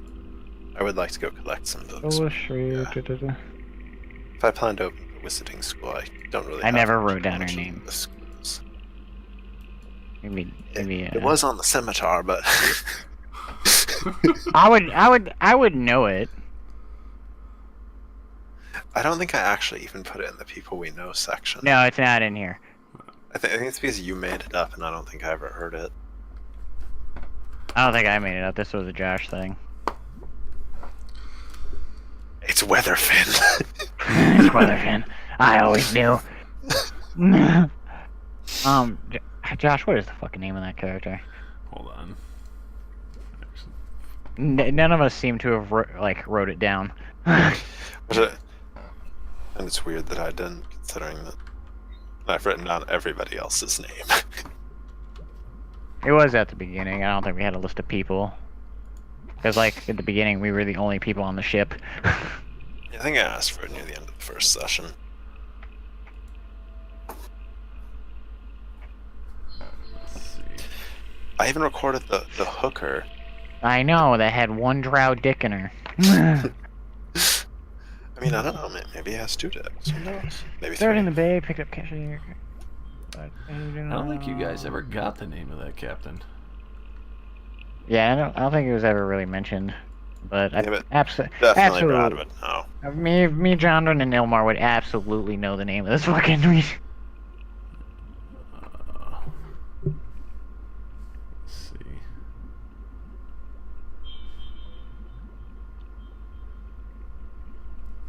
If you want, you can just make it up now, Josh. I will not.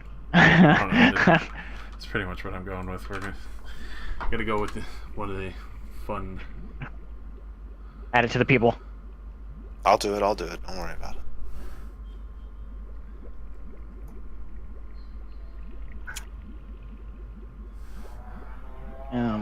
So so Velnak will ask his question of, would you potentially know the whereabouts of insert name that I'm not gonna try to butcher? Oh, come on. It's in chat. You can pronounce that. Talina Tinal. There you go. Hello. She was. Her location. Potentially, I'm unsure if you can see over seas. I could see anywhere. Fucking nudge Argent, like fucking. Oh. Taking a shit. The scrying orb appears in the bathroom. Oh, come on. What the fuck? Come closer. I'm coming closer. At this point, you can see her kind of hold your face, and she gets very, very close. You can see the flicker of her eyes. Seems like beautiful gold burning with fire underneath, shimmering. And for a brief moment, as she kind of stares into your eyes, it almost feels like you're being lost in a trance. And she kisses you deeply. Oh. And the world actually goes black and dark before finally you start to see a small dot in the distance. And it gets brighter and brighter as you get closer. At this point, you can see finally as it comes to division a distant port on the Sword Coast, far from the edges of Waterdeep where you were near. And then you finally see your old captain with a new crew, all in order. And she appears to be meeting with previous dealings within the tavern. You can tell and hear that they seem to have been discussing a business deal, and there's a deed for a ship. She seems to be rebuilding all over again, finally. Even after all this time that you've been away, it seems that she's only just finally getting back on her feet with a fresh ship and a crew.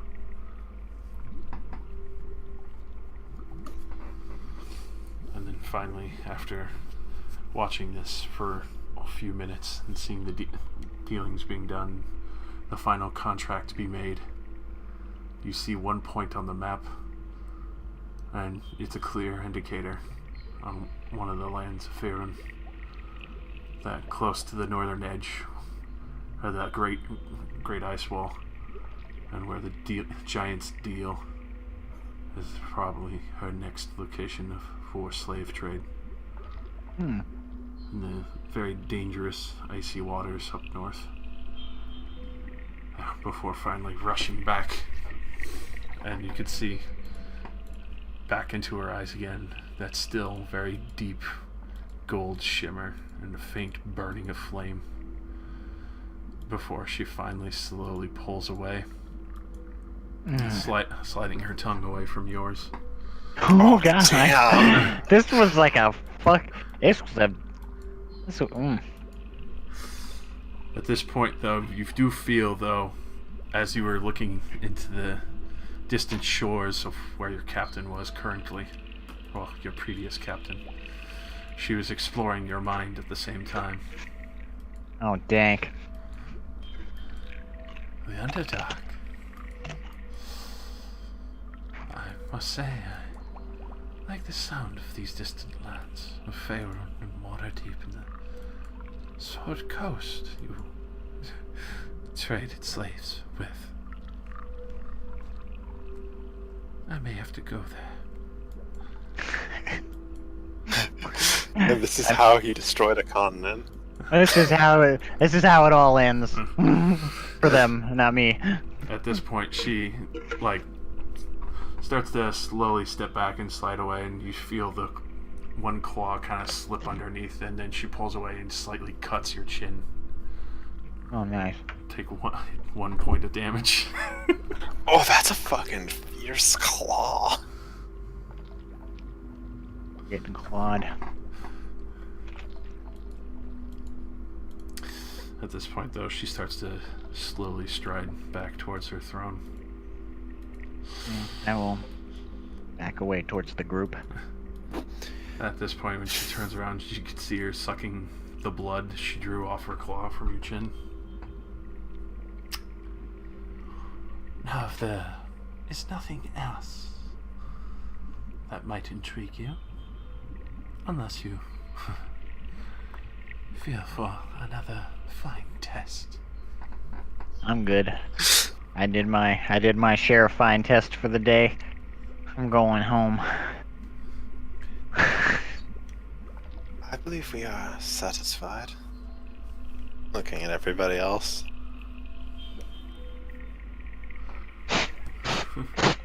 Yeah, they look pretty satisfied and silent. Belknap has already stated his satisfaction. Oh, I bet. You got a fucking tongue kiss from a fucking demon. Hey, listen, sometimes you get tongue, sometimes you get the slice hand. Yeah. Gets slapped with the knowledge. At this point, she goes and sits down on her throne, and she kind of glances down. You could see her enjoyment as she takes out the dagger you retrieved for her, and she kind of twirls it for a moment before you see one channeling going through her claws into the dagger itself. And you can see what looks like a lightning bolt lance out from the tip of this dagger down to one of the slaves there, more heavily armored, and immediately strikes him down to her amusement as he's just laid there charred on the ground.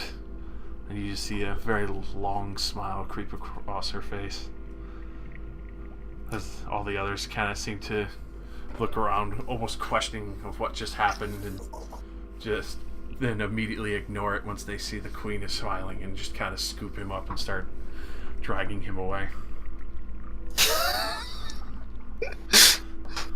Jesus Christ. Queen business, go back to your drinks. You got fucking lanced by lightning! Oh, she did it. Alright, cool. Dude's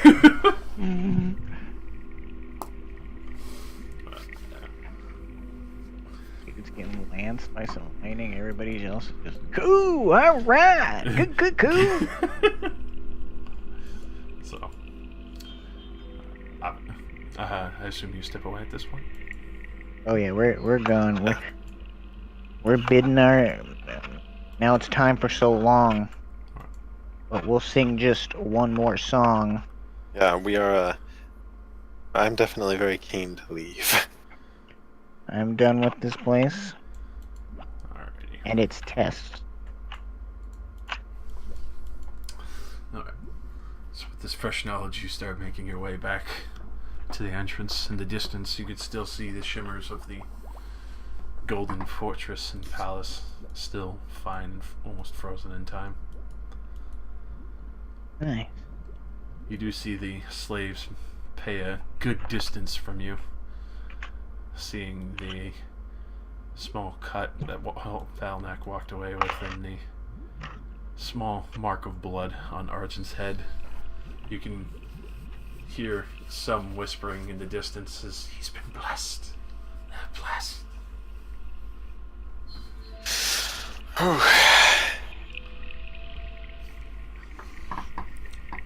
Which, at this point, when you get a good distance away from the temple, you do see a strange-looking four-armed woman approaching. And There's a four-armed woman approaching us. yes, God damn. Sacred grounds. I don't know. I'm not gonna try anything. I'm just spookered. You know, been an interesting day. As she comes close and she's looking at all of you and sees that Argent's blood smear across his head and his blessing, and the very small injury Velnek has. Kind of looks at everyone else as perfectly fine and untouched in this matter. Oh no, they're not cool enough. I joined the cool kids club. Now I won't get bullied at a wizard lunch break. He's no longer the cloth wizard. No, he'll always be the wizard of the cloth. He can't. No, I'm a blood wizard. But no, she looks all of you over very, very carefully, and you could see on her hip that she has very strange swords, crudely crafted, purely of obsidian.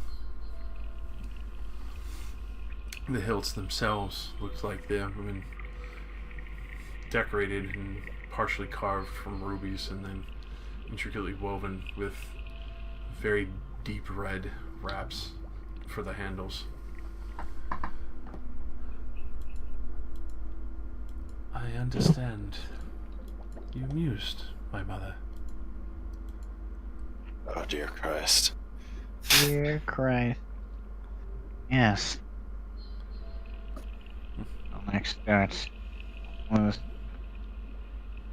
what a task.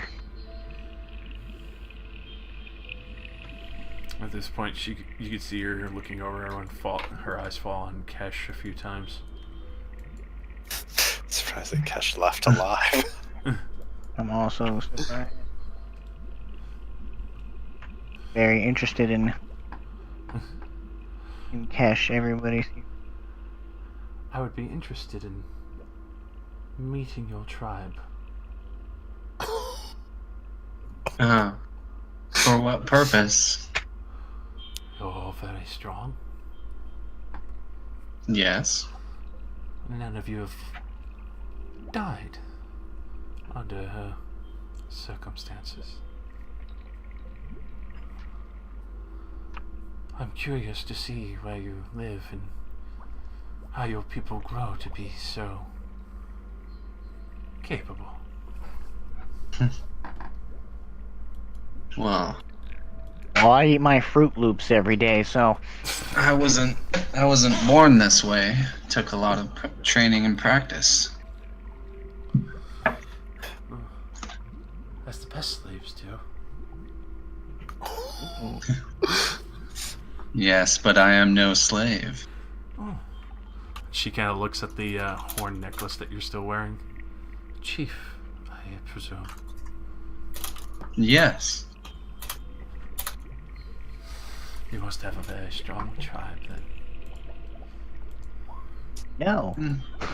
Getting there. Let's just say they're under new leadership. You directly, or as she kind of looks to all the others that are very different from what she's used to seeing? Well, in the spirit of your mother, that seems like enough questions that are for free. Ooh. Holy shit. What are you talking about? At this point, you do see a very sour look come over her face. And,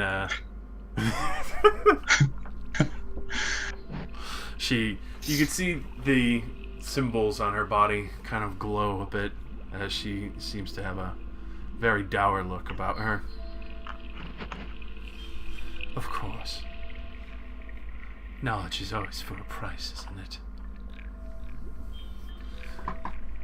Just make sure whatever you're always after doesn't get too heavy a cost.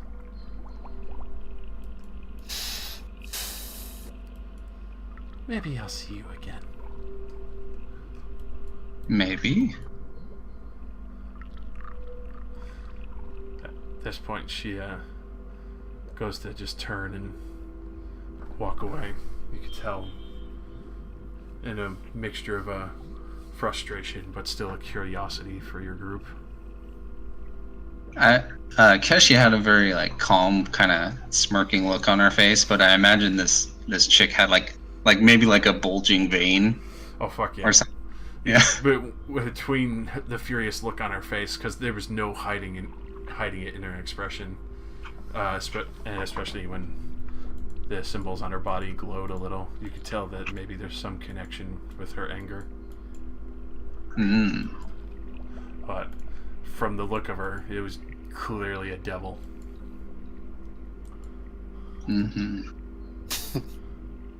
Well, so she walked away? Yeah. Well, I'm good at pissing everyone off.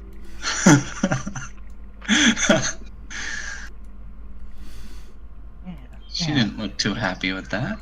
Doesn't like to play by her mom's rules. Must be in the rebellious phase. It's okay. She'll grow out of it. Alright. We're going home. When we get home, I don't want to leave for at least a week. Maybe a month. That's what I'm saying. I'm gonna chill out. I hope they've gotten some decent headway. Alrighty. So, you start to head towards the cavern mouth again. No opposition. Everything's quiet, and you can still hear the bubbling and the vents boiling over, shooting sulfur into the air. At this point, though, you do make note that you see the woman who talked to you just briefly before in the distance, kind of watching where you're going, though from a ways away.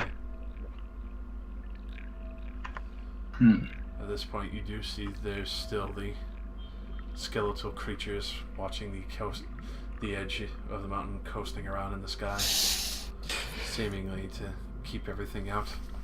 You do see the large armor Kodal start to pass out through the mountain ranges to the north, seemingly vanishing over the crest of the mountain. Very uninterested in him going home. You've had your fair share of large serpentine creatures. You dealt with this shit. But, I'm done. Yeah, Vilmac is done for the day. but Next. For the next fucking week and 38 days. And 38 days. Tacked onto that week. Alrighty. So, heading back through the caves, you can hear the winds picking up a little. It starts to get breezy and starts to make almost eerie sounds as you go. Almost sounds like the caverns themselves are wailing as the wind passes through them.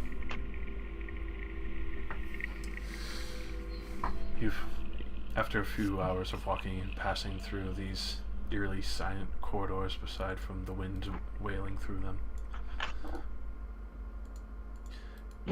you do note that there are a few echoes that weren't there before, almost like the double back of footprints hitting the stone floor, echoing through. Eventually, though, you do reach the jungle, and you leave through the exit that you had found originally on the other side. The charred mountains at your back and greeting you from far above. As you do see one or two creatures occasionally coasting past the very edge of the mountain, but none too far, other than just to keep an eye on the mountain range itself.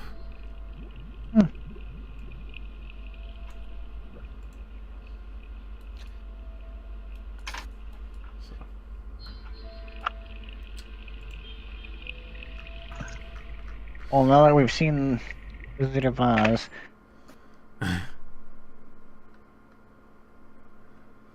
that's basically what that was. It was a female Wizard of Oz. Or the Wicked Witch of the West. Nah, it was a Wizard of Oz just with a task.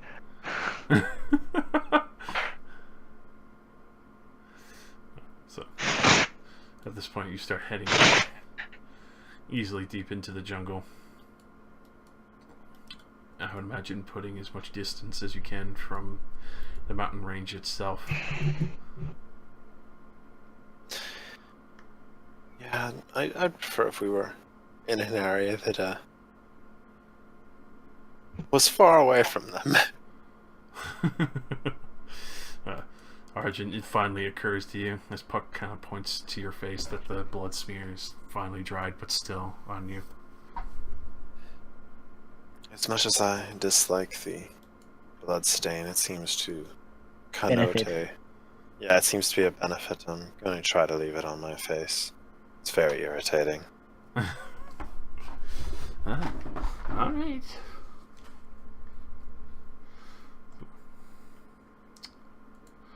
I mean, there's nothing I can do for mine. Mine will just heal. Yeah. You just have a unfortunate cut on your chin, but the other two are kind of pestering you with questions like was it really that big of a creature, Captain? Was it bigger than the creatures that we've passed by? No. Are you talking the ones that fly in the air? No. Those are monstrosities in the air. But they're giant. I ran into what I believe to be was a nest. The eggs, if I were to pick them up, I would have to use the entirety, of my arm to just hold them. Fully outstretched. I can only imagine how delicious those would be. They both try to joke about it, but you could see the seriousness on their face of being very nervous at that notion. It's like I hear dragon eggs being the size of people. Yes. So, the ones that I saw active were much smaller than the one that was asleep. Much smaller. It's a good thing that they didn't try and chase you out. They probably would have gotten out a lot easier. Luckily, got out from the other one. Sergeant, I will say, I do not have a potion to return to you. Well, I'm glad it helps you in some way. They're cheap. I just come prepared. I mean, I might have the glass vial if you want it back. No, I am fine. Okay. I'm just glad we're all alive after that. I didn't expect it to go that well.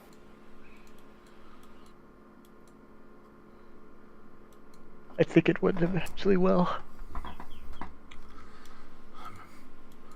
I'm amazed the Queen didn't demand sacrifice. How many people here seem intent on killing everything? I think that's also lucky. Back in town, we should not mention that the Queen exists to anybody. I fear the loss of life that would result from people knowing that somebody knows everything and throwing their life away to try and get it.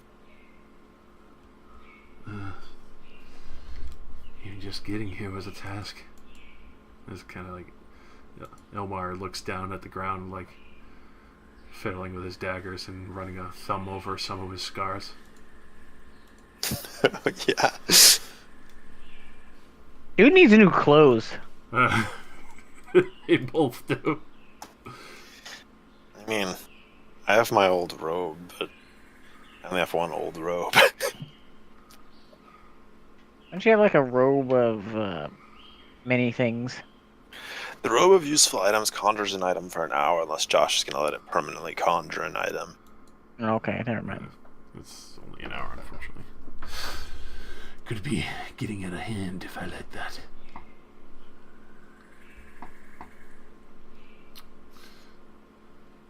But no, as the night kind of settles in, go ahead and hit me with a nature roll, Velnak. Haven't had to do this for a very long time. Out of the Everything- frying pan and into the dinosaur's mouth. Into the dinosaur mouth we go. Actually, more like a hive of bugs. Let's go.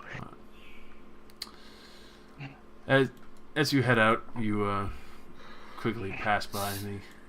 Any bonuses for familiar land? For that, yeah, something for considering. As you pass by the signifying giant, who's clearly been gnawed on by some of the life around the area.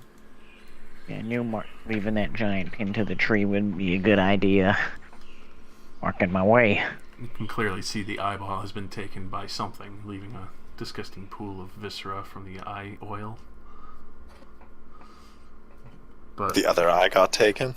yep.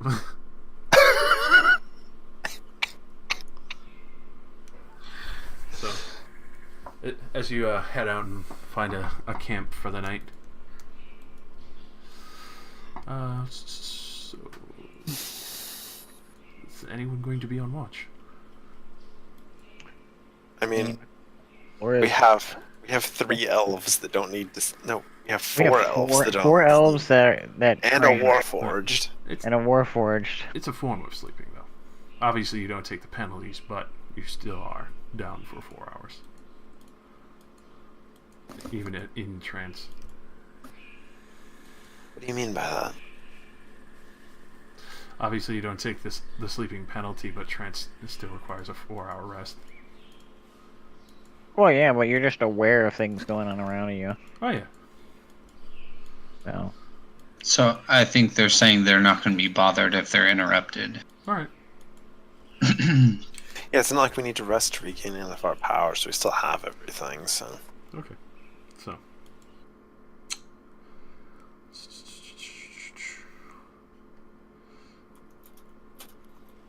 and also we have an ever vigilant.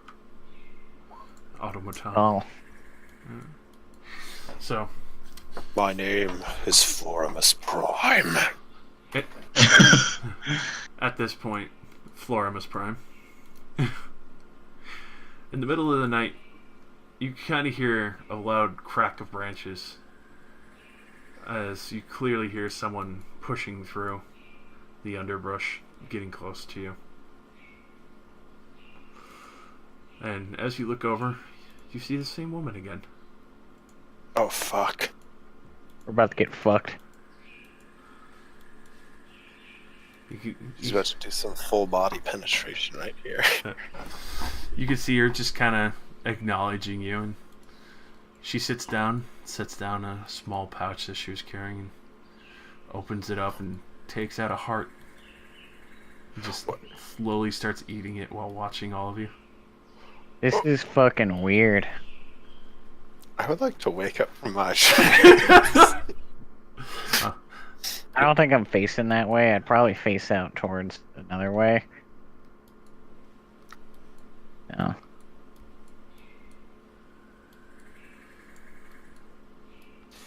I'll look at her for a little bit while she eats the heart. Just hear a very disgusting, just slow rip of the tendon and sinew of the heart. Just she just kind of stares and just eats very meticulously and slowly.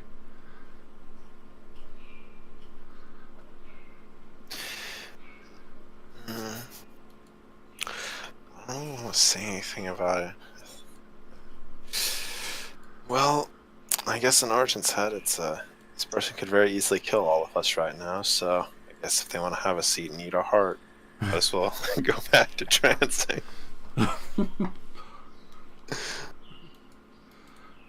At this point, she doesn't say anything. She just very quietly sits there and watches all of you as Kesh and everyone else kind of remains asleep for the time. Mm-hmm. You can see Razio is very unnerved by this woman. His kind of hairs on end, curling over the back.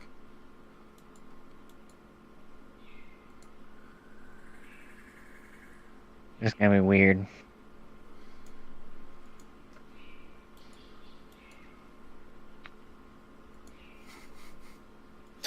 Is she completely covered by armor, or can, like... She's wearing leather armor. Is her face uncovered? Yep. Does she look to be, like, the same demon race as her mother?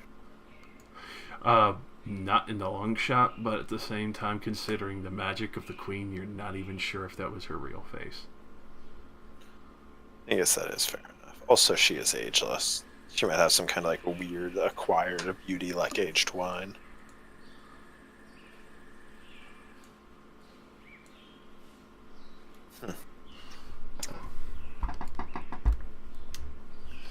So,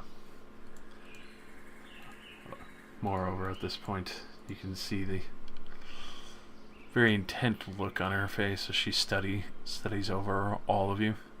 She seems to very intently, like, look over a person each time for about a good half hour before going to the next, and just keeps studying each of you. This is getting weird.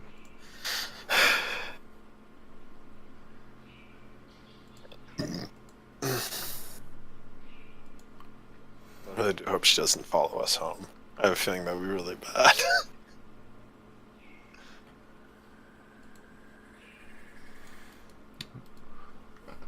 So,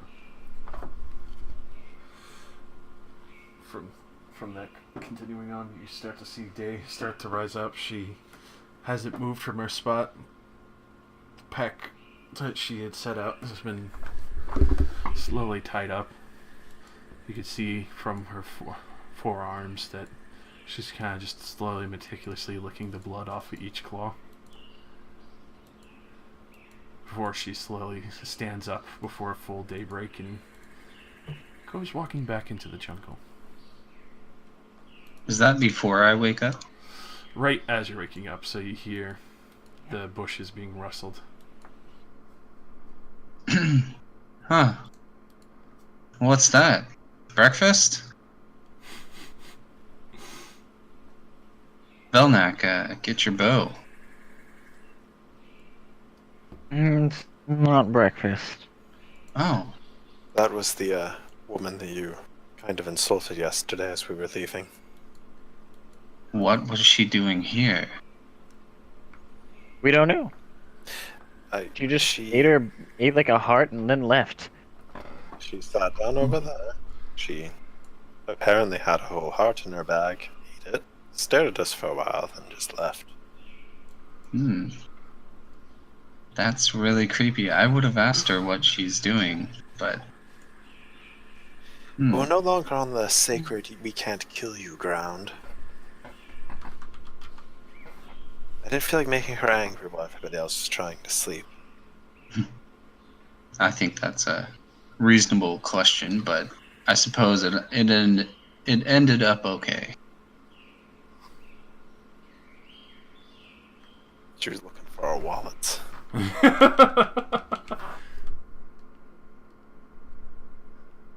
Maybe she was just looking for an opportunity.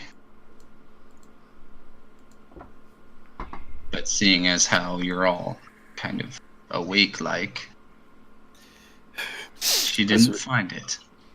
As we are eternally fucking creepy. It's just like, Keshi's the only one that has to sleep aside from Raziel, so it's just like, we're still sitting there awake, and it's just like, oh, I'm finally up, and everybody's just like looking at you. Yeah.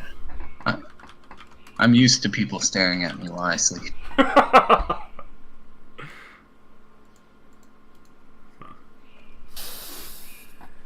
Alright.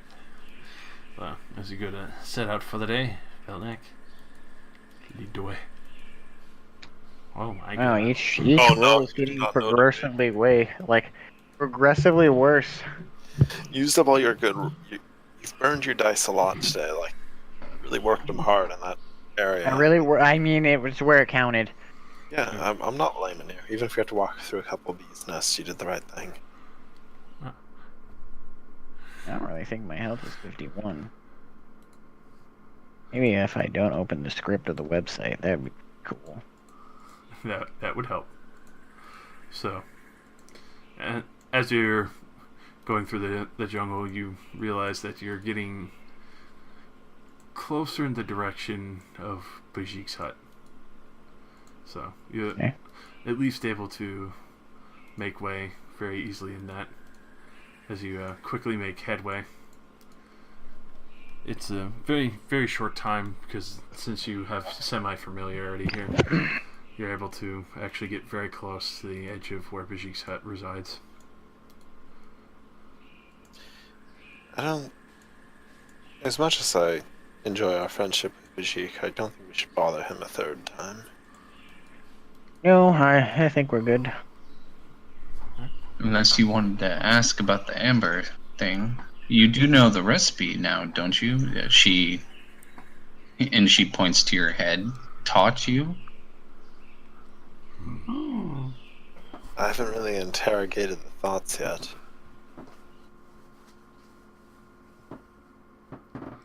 They are strange and might take me a while to understand them. But I guess it can't hurt to see if he's home.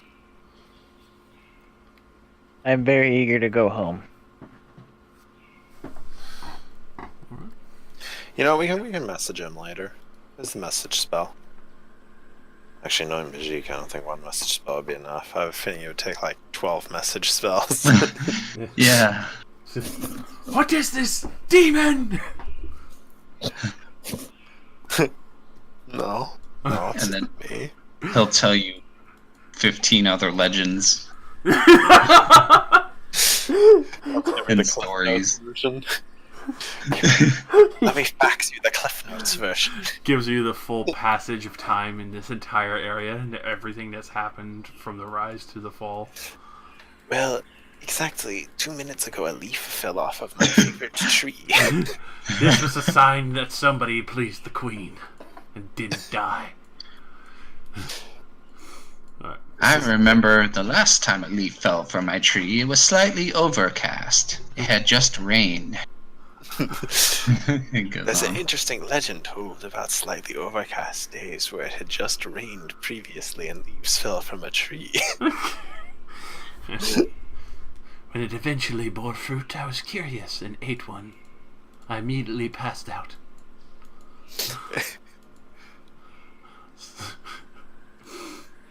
Oh god. Sorry, I had to do it. It's fine. Oh god. So you make your way to near Bijik's hut, and you do recall that you're getting closer to the pools of vision, and that there might be opposition later down the road, but for the time being, all is luckily silent. Cool.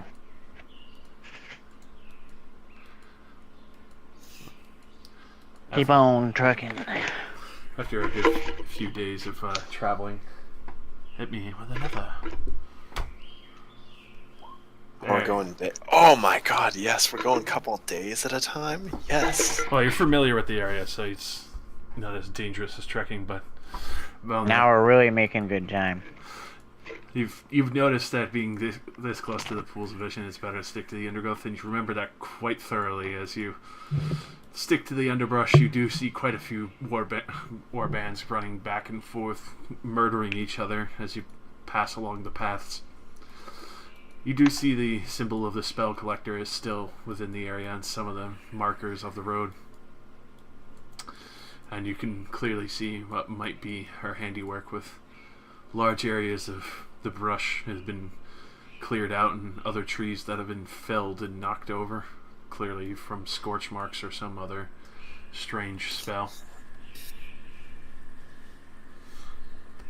Eventually you make very good distance from this, and you make headway, and you can start to see some more of the natural creatures in the vegetation, where it's not in extreme intense war knocked over. About a good week or so in your travels and being able to avoid most of the dangers of these lands, you bed down for another night, sticking to some of the thicker brush again. At this point, you you do see, as the night settles in, you hear the brush kind of being knocked over once more. For a little bit in the night, everything's very quiet for the time that you heard everything knocked over. And you heard a few cracks, but nothing seems to really approach from out of the trees. Till finally, Flora, over near Argent, you do notice the woman once again eating another heart. Oh, As she sits very, very close, probably no more than 5 feet away from where Argent is. oh no. She's following us.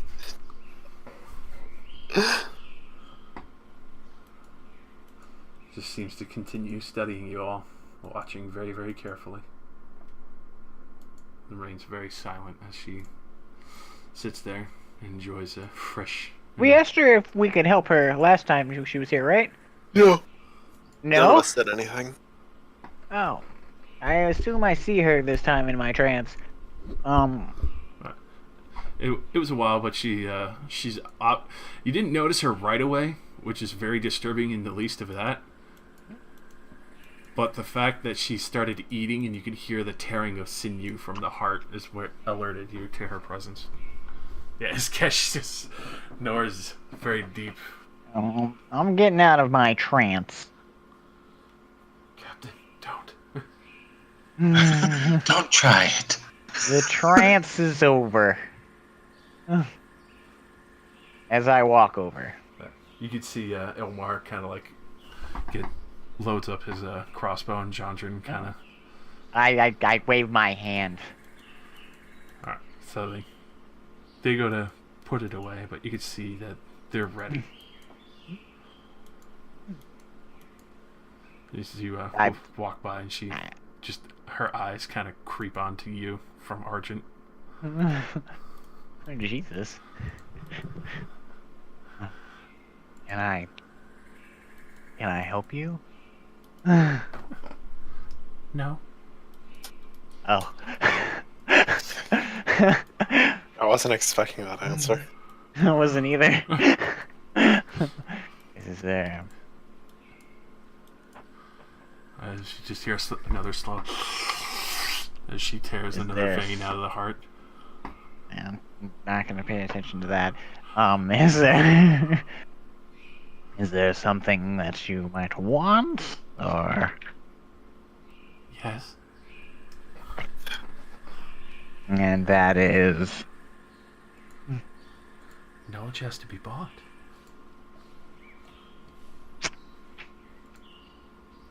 She takes another slow bite, just... Oh my god. Is she really going to make us pay to figure out what she wants by following us? Oh my god. Listen, I'm not gonna follow the same policies that Keshi is set up over there.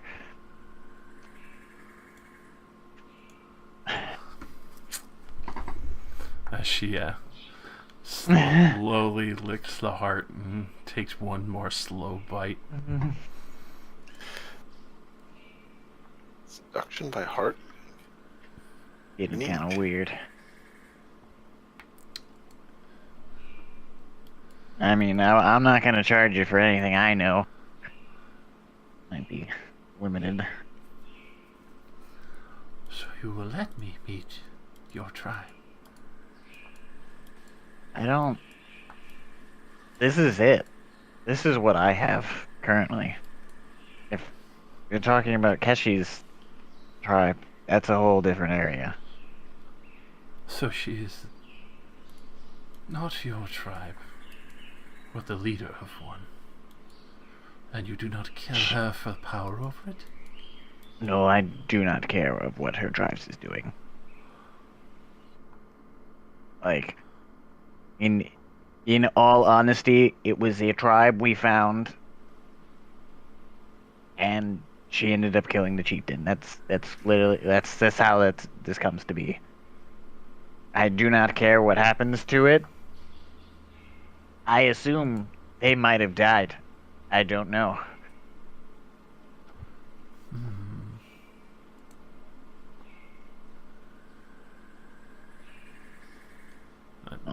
At this point, she just slowly goes for another bite, and then looks over to Argent, then back to you. You could see very clearly this finally being this close to her. There's a wand on her hip. Sorcerer. Right. Yo, wizard Harry. Right beside her swords as well.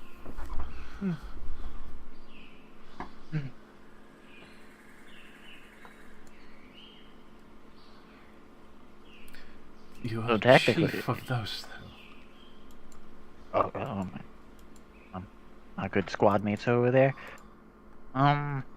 squad mates. Technically, I'm just saying squad mates. Yeah.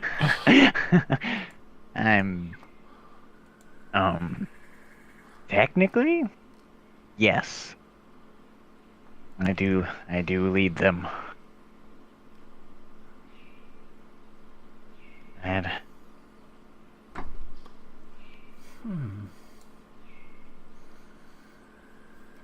I just fucked myself. Oh my god.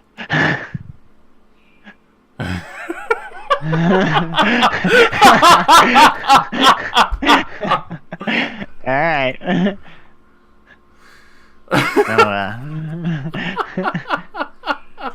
So yeah, let's keep going.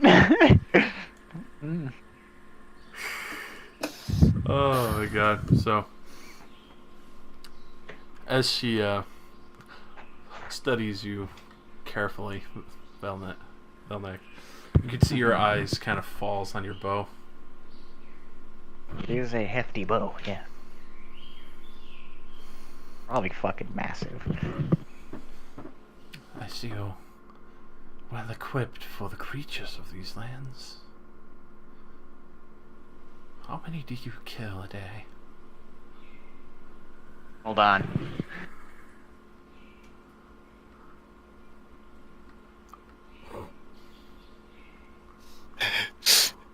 Turns around and like shoots too. Two. I don't feel like I could legitimately lie. You know what I mean? You want to I bluff don't- this bitch so bad, don't you? No, I just don't think I can legitimately lie.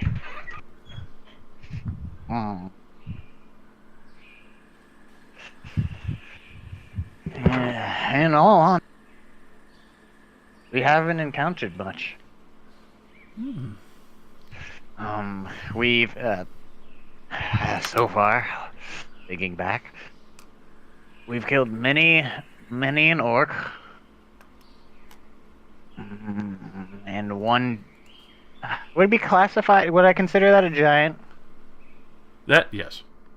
And one giant so far. I pinned him to a tree recently. Still there. So that was your work. Oh yes. I enjoyed it.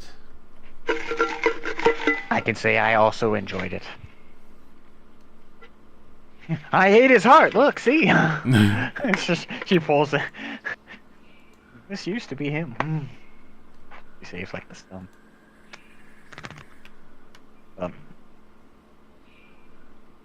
Oh, and one lizard.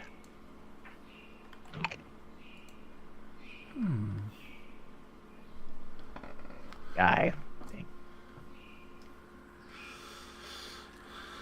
At this point, you can see her kind of sit up as she's done with her heart. She wraps up the same pouch that she's always seemed to bring with it. Velnek, being this close, you could clearly see there's some form of symbol on it. You're not entirely sure what the scrying on it is or what language that might be, though. Your best guess might be supernal. I don't know that, so I'm just gonna move on.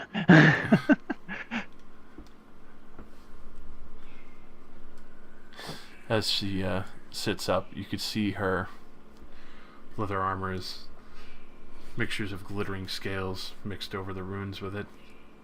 It looks almost serpent-like from when it was made.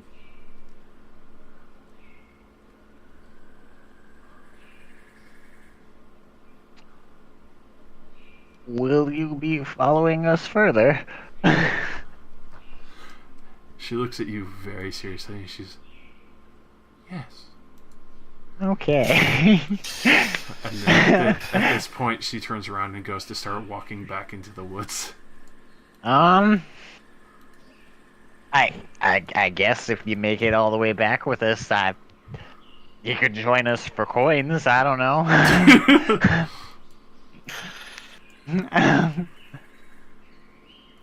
I guess it isn't really too much of a problem. I mean, Queen probably already figured out where we live. I did offer that as she was leaving. I wasn't kidding.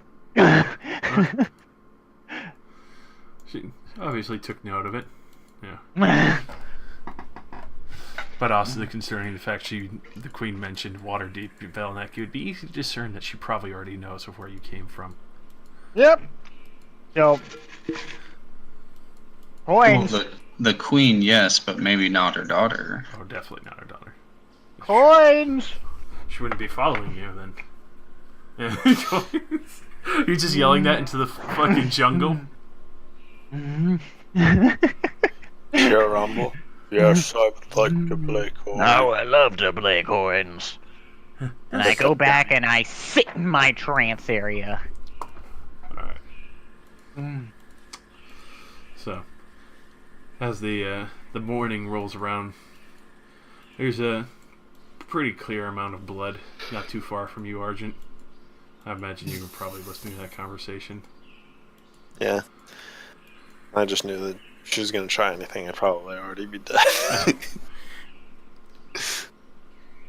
There's no any trouble with it. So, go ahead and hit me with another roll. Well, before we roll out, actually, Oh, alright. like, I will probably see the blood, and I would definitely ask if you had any visitors last night. Yes. We had visitors. Oh, one visitor. The I think same? we're going to continue to have the same visitor for a very long time. I say we do something about that. We don't have to. I'm uninterested in it. Currently, I see no harm. Well, you may not have picked up on it, but I can tell she wants to do me harm, at the very least me, if not all of us.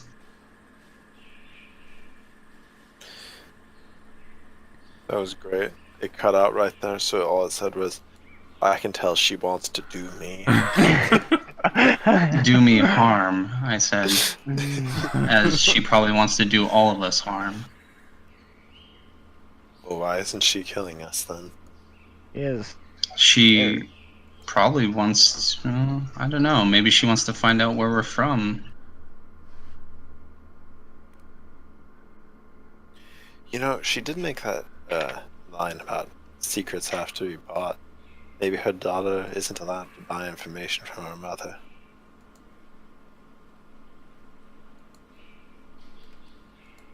So she has to find it out herself. Well, I am very at home in this terrain. I think we can lose her. I think she's more at home, mister. She has lived here and wanders around regularly. Well, I think we should try. I think these late night visits are unnerving.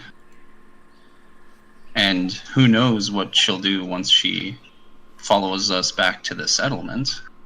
Oh, you think they're unnerving. You don't have to listen to her eating her heart while you sleep. So that's what all that blood is from. Yeah, she just eats hearts while she sleeps. It's kind of weird. While she watches, it's kind of weird. So can we try to lose her? I have an idea. You can go ahead and try. I'm asking the group. I mean, you can run back the idea. Well, if you just follow my direction, I believe we can move so as we don't leave tracks and lose her.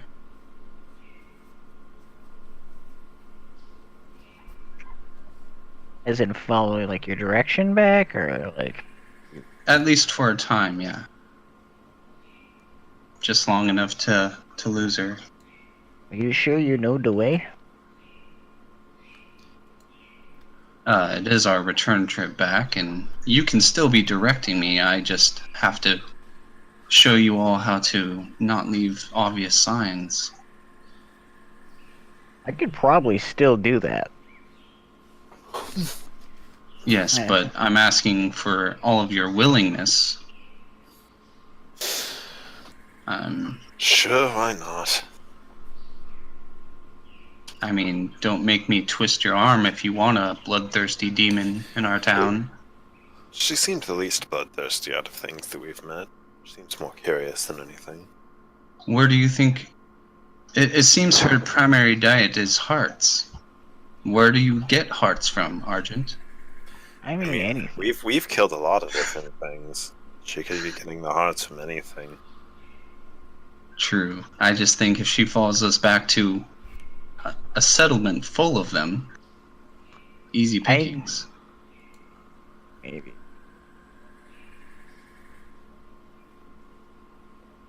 So, are we in agreement then?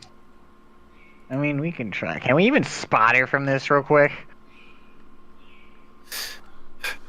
I just want to do a glance around, Josh.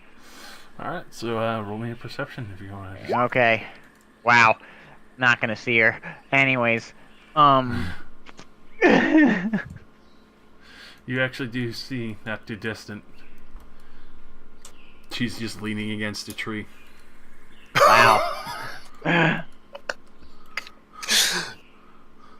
mean, she's like right. How far away? Because when we Not within noticed, earshot, but very obviously not hiding. so very she's well. not trying to hide herself at all. Yeah, I mean, she's like. just barely, mostly keeping her distance at this point. I mean, she's like right there. Oh my gosh. Well, we She's should. very interested in your tribe. Very. Yeah, I don't want her coming and causing any problems for the town, for my people, or any of us. So, follow me. Show her the way. Show me the way. So Josh, I do want to ask if this is okay. So, I have the ability that I just can't be tracked in forest because it's my favorite terrain. So, I was hoping that I could extend that to the party in some way. If, maybe it just takes longer or something, but... Yeah, I would be fine with that. I can wait for her to be standing 20 feet away when we start trying this, and she's just like, I wonder why they're taking this long here. Yeah, that would be fine, especially since they're all following you closely. It'd be easy to lose someone in the jungle brush. Okay.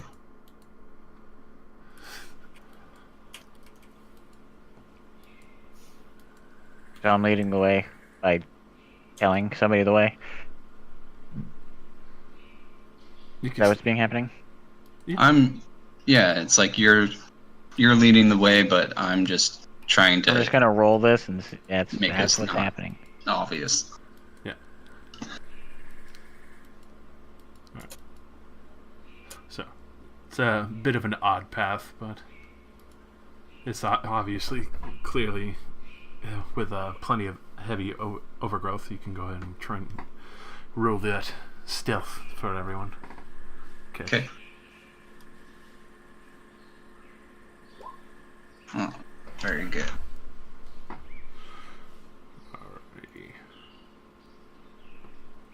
Well, as you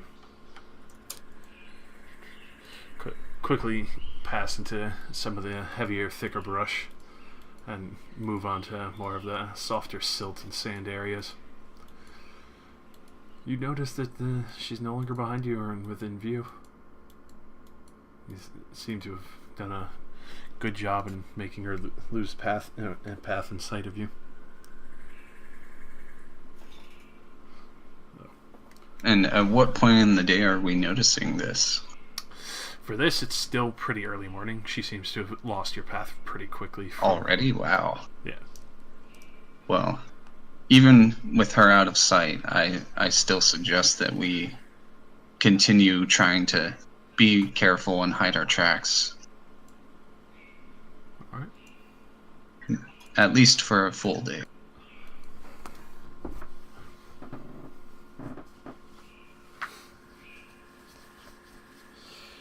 Alrighty, so as you continue keeping to the softer sand and silt of the jungle and more of the covered areas of brush where your footfalls and travels wouldn't be noticed too much, you don't really catch any other sightings other than the common creatures that you've seen around. You do see some of the heavier back-plated creatures that you saw before kind of roaming around. Their footfalls crush into everything and anything, seem to be eating a lot of the vegetation and give actually a good amount of cover as you pass through some of the middle of the groups as they kind of roam around and slowly graze and eat some of this vegetation that's about you, as it gives good cover to cover over your tracks and your passage here. Mm-hmm. At a much later point in the day, it's finally starting to get to the dusk and still no sight of her. Do I feel like I'm being followed? You don't have the feat sixth sense. It's true. Just kidding. As we're probably finding a place to bed down, I'll say to the group, I think tonight we'll find out if we lost her or not. She'll probably show up if we haven't. But if she does, wake me up. I'm kind of curious to talk to her. Alright. So, the night actually passes without incident. Wow. Awesome. It worked. What was that? We got no visit from the. We got no visit? No visit. None. No dank meme? Alright, we're going on. Alright. Alright. So, as the day starts to crest over, you do notice that one of the creatures has gotten extraordinarily close to camp, but it's just loud crunches as it enjoys the vegetation. Oh, shit. You hear the very loud snorts of this creature. It gets kind of close to you, Flora, and you can see it's like sniffing your dress. And you do notice that it was eating some of the more brightly colored flora. You know, to that creature, I bet Flora doesn't, because she doesn't smell like a living being. She probably just is like a tree to it, a colorful tree or something, right? Oh yeah, that's why he's looking at the beautiful, vibrant dress. Delicious. At this point, you can see he goes to try and take a bite of your dress. I'm going to gently kind of try to push his head away with like the butt end of my helmet. He just wants a bite. It's only a nibble, George. At this point, you can see as you're kind of pushing. Roll me a strength, strength check. Sure. Okay.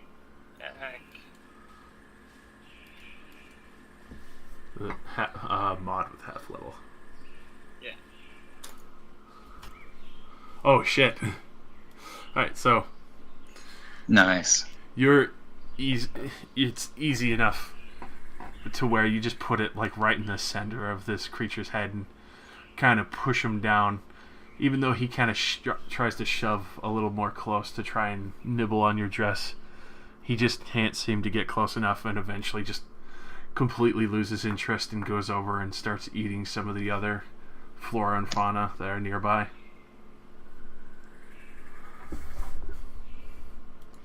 Though he still remains pretty close to you, but he doesn't seem to be trying to eat your dress anymore. Good.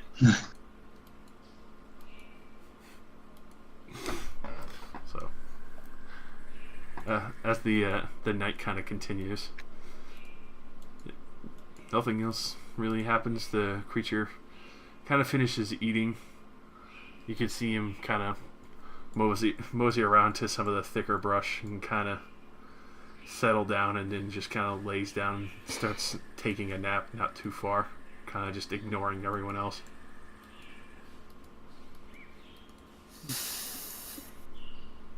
Finally, morning rolls around. Kesh, you, as everyone else is seeing, you see the large creature just very loudly snoring in between the brush nestled deep. Flora, did you get a new pet? What is this? I thought it would leave. Maybe I need to hit it harder. It's better smelling than your previous pet. This one's not dead. Just tried to eat my clothes.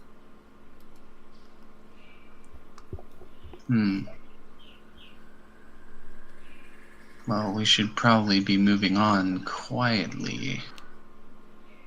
Alright, gonna do another stealth? Sure. Alright.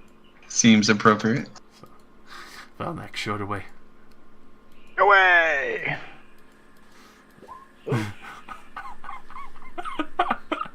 Alright, so yeah. I'm consistently rolling 5 today. You definitely feel that it's definitely Doe. Though the same amount of headway you were making on some of the other days are, not as fast as what you were doing previously. Even you're a little more familiar with some of these lands. And Cash, you managed to find perfect spots where your footfalls wouldn't really be recovered, and you kind of go over different paths that obviously some of the bigger creatures are kind of stomping over and ruining whatever path that would be able to be followed.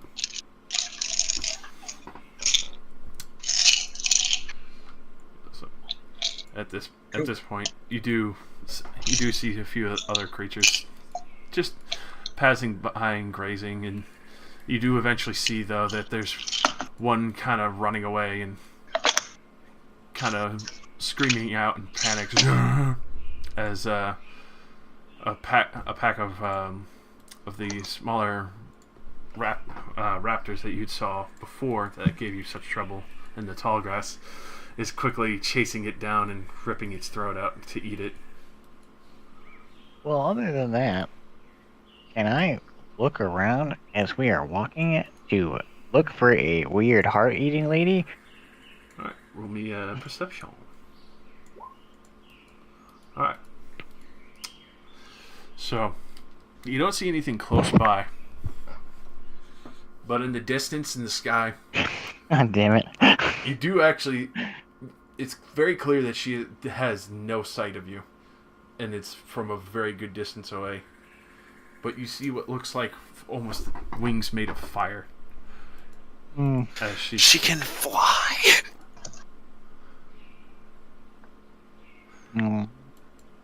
I will... So, at this point, we'll end in just a minute. So what are you going to do? I'm just gonna let the squad fucking know that we are still technically being followed, but she can't see us currently. She could fly, everybody. She could fly. So, at this point, we'll leave it off where Valnak has noticed that she's flying overhead. And Kesha's can you explain the wings of her? Like, are they just coming out of her back, or? For the wings, it looks like they are completely made of elemental fire, and they would be angelic wings if they look like they should be angelic wings, but completely composed of fire jetting out of her back. Awesome. And scary. Oh yeah. A four-armed, red-skinned, rune-covered demon woman with fire wings is flying over the jungle. But yeah, we'll leave off there as the daughter of the Queen of Sacrifices is trying to follow you. Oh, fuck. Maybe I should have kept my mouth shut. The guy offended her.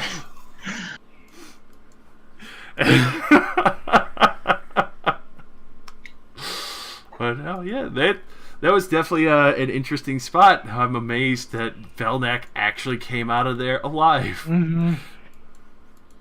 Listen, I came out of there alive. That's all fucking matters. I got to the one part you got to the one part where you said they're not playing anymore. They're just trying to find something to do. I said, I was just like, I'm going through the wall. There's no way. Yeah, you knew as soon as you passed by that this shit would be locked down. Like, toy. Dude, yeah, absolutely. They got nothing to do. And they're not fucking fighting each other anymore. I was just like, nah, I'm going through the wall. That's a safe route. Oh, God. And then we left. And now I got Fire Lady